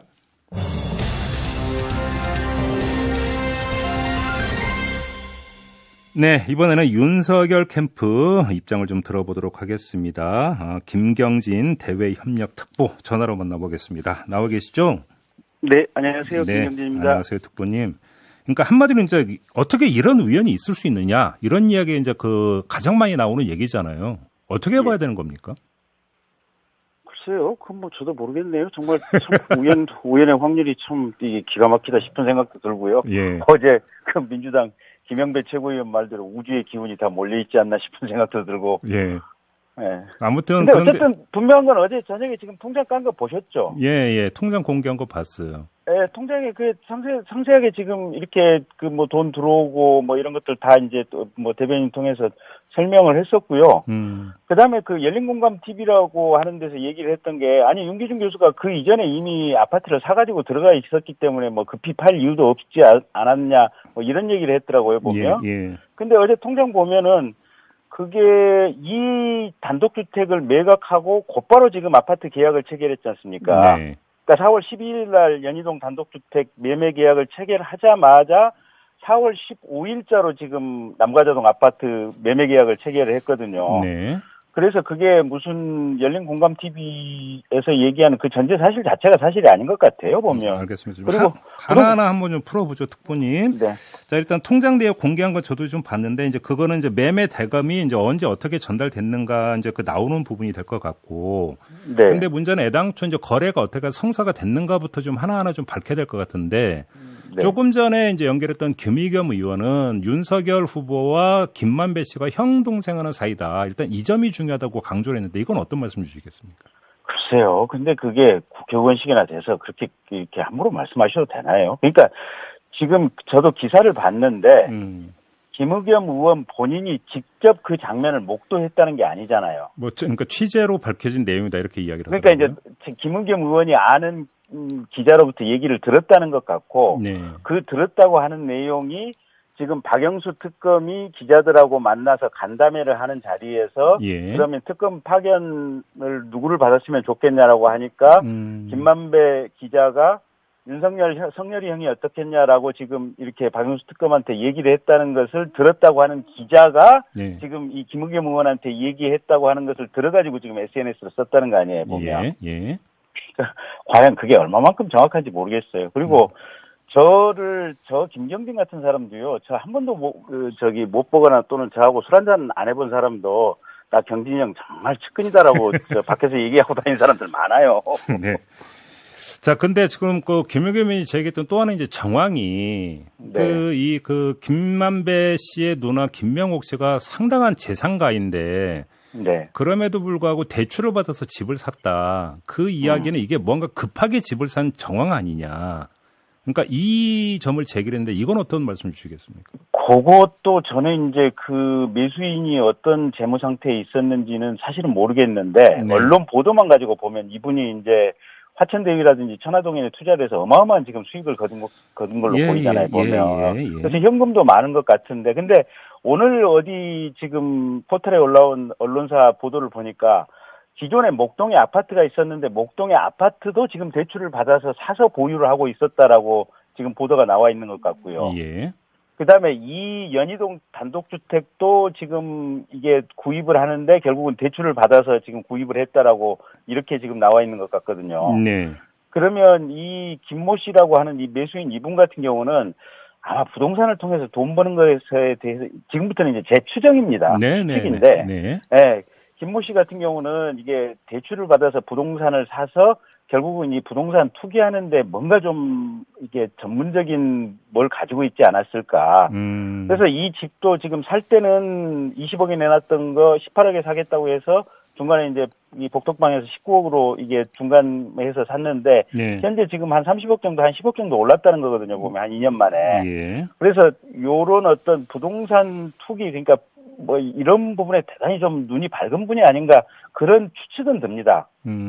그래요. 근데 이제 여기서 이제 나오는 제기는 예를 들어서 이제 천화동에 3호인가요? 이제 사내 이사로 돼 있고 거기서 배당만 100억 넘게 받았다라고 지금 나오고 있는데 그런 사람이 지금 뭐 대출을 받아서 샀다라고 하는 것들이 좀 납득이 안 되는 거 아니에요? 왜냐하면 저도 납득이 안 돼요. 그래서 그 김모 씨 그분한테 김종부 앵커께서 제발 좀 물어봐 주세요. 그러니까 아니 뭐 그 인터뷰를 해주셔야 물어보죠. 아니 뭐 기자들이 뭐 MBC 기자들이라 좀 보내보세요. 그래요. 네. 지금 김의겸 의원이 제기한 또 하나의 문제는 지금 정상적인 그 부동산 거래는 보통 잔금까지 다 치른 다음에 소유권 이전 등기를 하는데 이번 건 같은 경우는 소유권 이전 등기부터 하고 그다음에 대금을 치렀다. 앞뒤가 뒤바뀌었다. 이게 검찰총장 인사하고 연관돼 있는 거 아니냐 이런 의혹을 제기했는데 어떤 말씀 주시겠어요, 의원님? 글쎄요, 그 후보 본인 워딩으로 본다면 뭐 그건 전혀 아닌 것 같은데요. 왜냐하면 후보 본인은 이런 뭐 매수자가 누군지 또 뭐 며칠 날 돈을 얼마를 받았는지 이런 것은 지금 엊그제 저녁에 비로소 처음 알았다는 거 아니겠어요, 보면. 그래서 후보는 아마 이런 과정을 전혀 모르고 있는 것 같고요. 저도 지금 등기 일자가 며칠인지는 모르겠지만 어쨌든 처음에 4월 12일 날 계약을 해서 수표로 지금 1억 8천만 원을 받았고 그리고 4월 15일 날 이 수표를 지금 입금을 했다는 것 같고 중도금이 지금 5월 10일 날 2억 그다음에 5월 30일 날 7억 7천, 6월 3일 날 뭐 5천만 원, 그다음에 잔금이 2월 19일 날 7월 2일 7억 뭐 이렇게 받았다고 하는 것이 지금 통장상 명확히 나타나 있는 것 같고요. 맨 처음에는 아마 이 매수자 김모 씨가 개인 명의로 사겠다고 했다가 중간에 법인 명의로 구입을 하겠다고 했다가 다시 번복해서 개인 명의로 사겠다고 하는 과정에서 이게 계약서 작성일이 조금 처음에 이제 12일자로 계약금 수표 1억 8천을 받긴 했지만 계약서 작성일이 지금 4월 30일자로 됐다는 것 같거든요. 그게 지금 그 부친 통해서 들은 설명인 것 같고 그 세부적인 등기 일자라든지 이런 부분은 저도 아직은 확인은 못했습니다. 근데 뭐 특별한 무슨 의혹이 있을 수가 없는 부분인 것 같은데요. 애당초 이 문제를 이제 최초 보도했던 곳이 이제 열린공감 TV고 열린공감 TV에서는 이제 다운 계약 가능성도 이제 제기를 한 바가 있었거든요. 그다음에 조금 전에 인터뷰했던 김의겸 의원도 바로 옆집 같은 경우보다도 이게 훨씬 쌌다. 또 이 점을 제기를 했는데 이건 어떻게 봐야 될까요? 아니, 열린공감 TV가 처음에는 시세보다 높이 쳐줘서 뇌물 의혹이라고 했잖아요, 보면. 그러다가 이게 시세보다 이제 낮은 가격으로 이렇게 밝혀지니까 다운 계약서 아니냐 하는데 이 시세보다 낮은 가격이라고 하는 게 이 열린공감 TV가 주장하는 게 지금 뭐 평당 3천 뭐 이렇게 얘기를 하고 있잖아요. 그래서 뭐 30억 이렇게 얘기를 하고 있는데 지금 오늘 아침에 국민일보라든지 또 매일경이라든지 몇몇 언론을 통해서 보도된 그 부동산 중개업자 인터뷰가 있거든요, 보면. 그 중개업자 인터뷰를 보면 그때 당시에는 대략 한 2천에서 아마 2,500 사이 정도에 거래되고 있었고 그래서 그게 평당 3,000에서 3,500이라고 하는 것은 지금 이 순간의 어떤 평당 가격이기 때문에 그때 2년 전에 거래를 전제로 한 어떤 얘기이기 때문에 이게 다운 계약서 의혹이다 이런 말 자체가 말이 안 되는 것 같고요. 그래서 이분 같은 경우는 사실은 이 열린공감 TV 같은 경우는 그 뭐 지난번에 무슨 엑스파일 문제 가지고도 여러 가지 지금 물의를 일으켰지 않습니까? 네. 그래서 저희들은 이게 이 매체 자체가 대단히 악의적인 시각을 가지고 왜곡하려고 하고 있다 이렇게 보고 있습니다. 그러면 결론은 정말로 공교롭지만 우연의 일치일 뿐이다. 이게 그 특보님의 결론이십니까? 정리라면? 그렇게밖에 추정할 수가 없죠. 그래요. 네. 알겠습니다. 좀 다른 문제 좀 하나 여쭤볼게요. 그 전에 세계일보가 이른바 이제 대검 문건이라고 한 거 공개한 적 있지 않습니까? 예. 그리고 어제 이제 추가로 문건을 추가 공개했는데 이게 윤석열 후보 장모 변호 문건이다라고 하면서 세 쪽짜리 문건을 공개를 했는데 네. 특보님도 이제 검사 출신이시고 하니까 이 문건의 성격을 어떻게 보십니까, 특보님은? 아니 그 기존에 이 부분까지도 지난번에 추미애 법무부에서 이걸 윤석열 징계 사유로 넣으려고 했다가 결국 못 넣었던 거 아니겠습니까 보면. 네. 그리고 그때 당시에 설명했던 부분도 이게 윤석열이 검찰총장의 직위에 있다 보니 이 건과 관련해서 언론에서 어떤 의혹 제기라든지 혹은 국회에서 질문이 있을 경우에 여기에 답변하기 위한 답변 자료로서 만든 문건이다라고 지금 분명히 얘기를 하고 있는 거고요. 네. 아니 이게 그 무슨 장모 변론을 하려면 이거 3장짜리 문건 만들겠습니까? 이게 주장이 어떻고 거기에 반대되는 증거는 이러이러한 점이 있고 이 반대되는 증거를 분석해보면 이렇다라고 얘기를 해가지고요. 그 범죄 사실을 가지고 변론 요지서를 만든다면 최소한 30페이지 이상은 나와야 되거든요, 보면. 그러니까 이 윤 후보 장모와 관련된 사건의 변호인이 가지고 있는 변론 요지서나 변론 문건은 사실은 수십 페이지짜리 이미 어떤 변론 요지서들이 있는 걸로 알고 있고요. 예. 이거를 무슨 이런 3장짜리 개략적으로 이쪽에서는 이런 주장, 저쪽에서는 저런 주장, 그다음에 사건의 진행 경과는 이렇다라고 개략적으로 정리된 것이 물론 변론 문건을 이 대검찰청에서 공적 기구가 만들었다 이렇게 얘기할 수는 없는 것 같아요. 그러면 이 문건을 왜 만들었을 거예요? 그러니까 개요 문건도 만들었는데 아니 그래서 아까 설명드렸지 않습니까? 국회에서 질문을 하거나 네. 국정감사 때라든지 뭐 네. 이게 검찰총장이 뭐 국회에 갈 일들이 간혹 있지 않습니까 보면. 그래서 국회에서 질문을 하거나 또는 언론에서 오보를 했을 때 상황은 이렇다라고 해서 뭔가 답변이 있어야 될 경우를 대비하기 위해서 정리해놓은 문건이다. 라는 거 아니겠습니까? 그렇게 보는 거. 그럼 윤석열 그 후보는 이것조차 몰랐다는 입장을 계속 유지를 하고 있는 거죠? 그 부분은 제가 후보한테 물어보지 않았습니다. 그래요.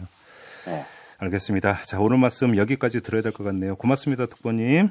네, 고맙습니다. 네, 윤석열 캠프의 김경진 대외협력 특보였습니다.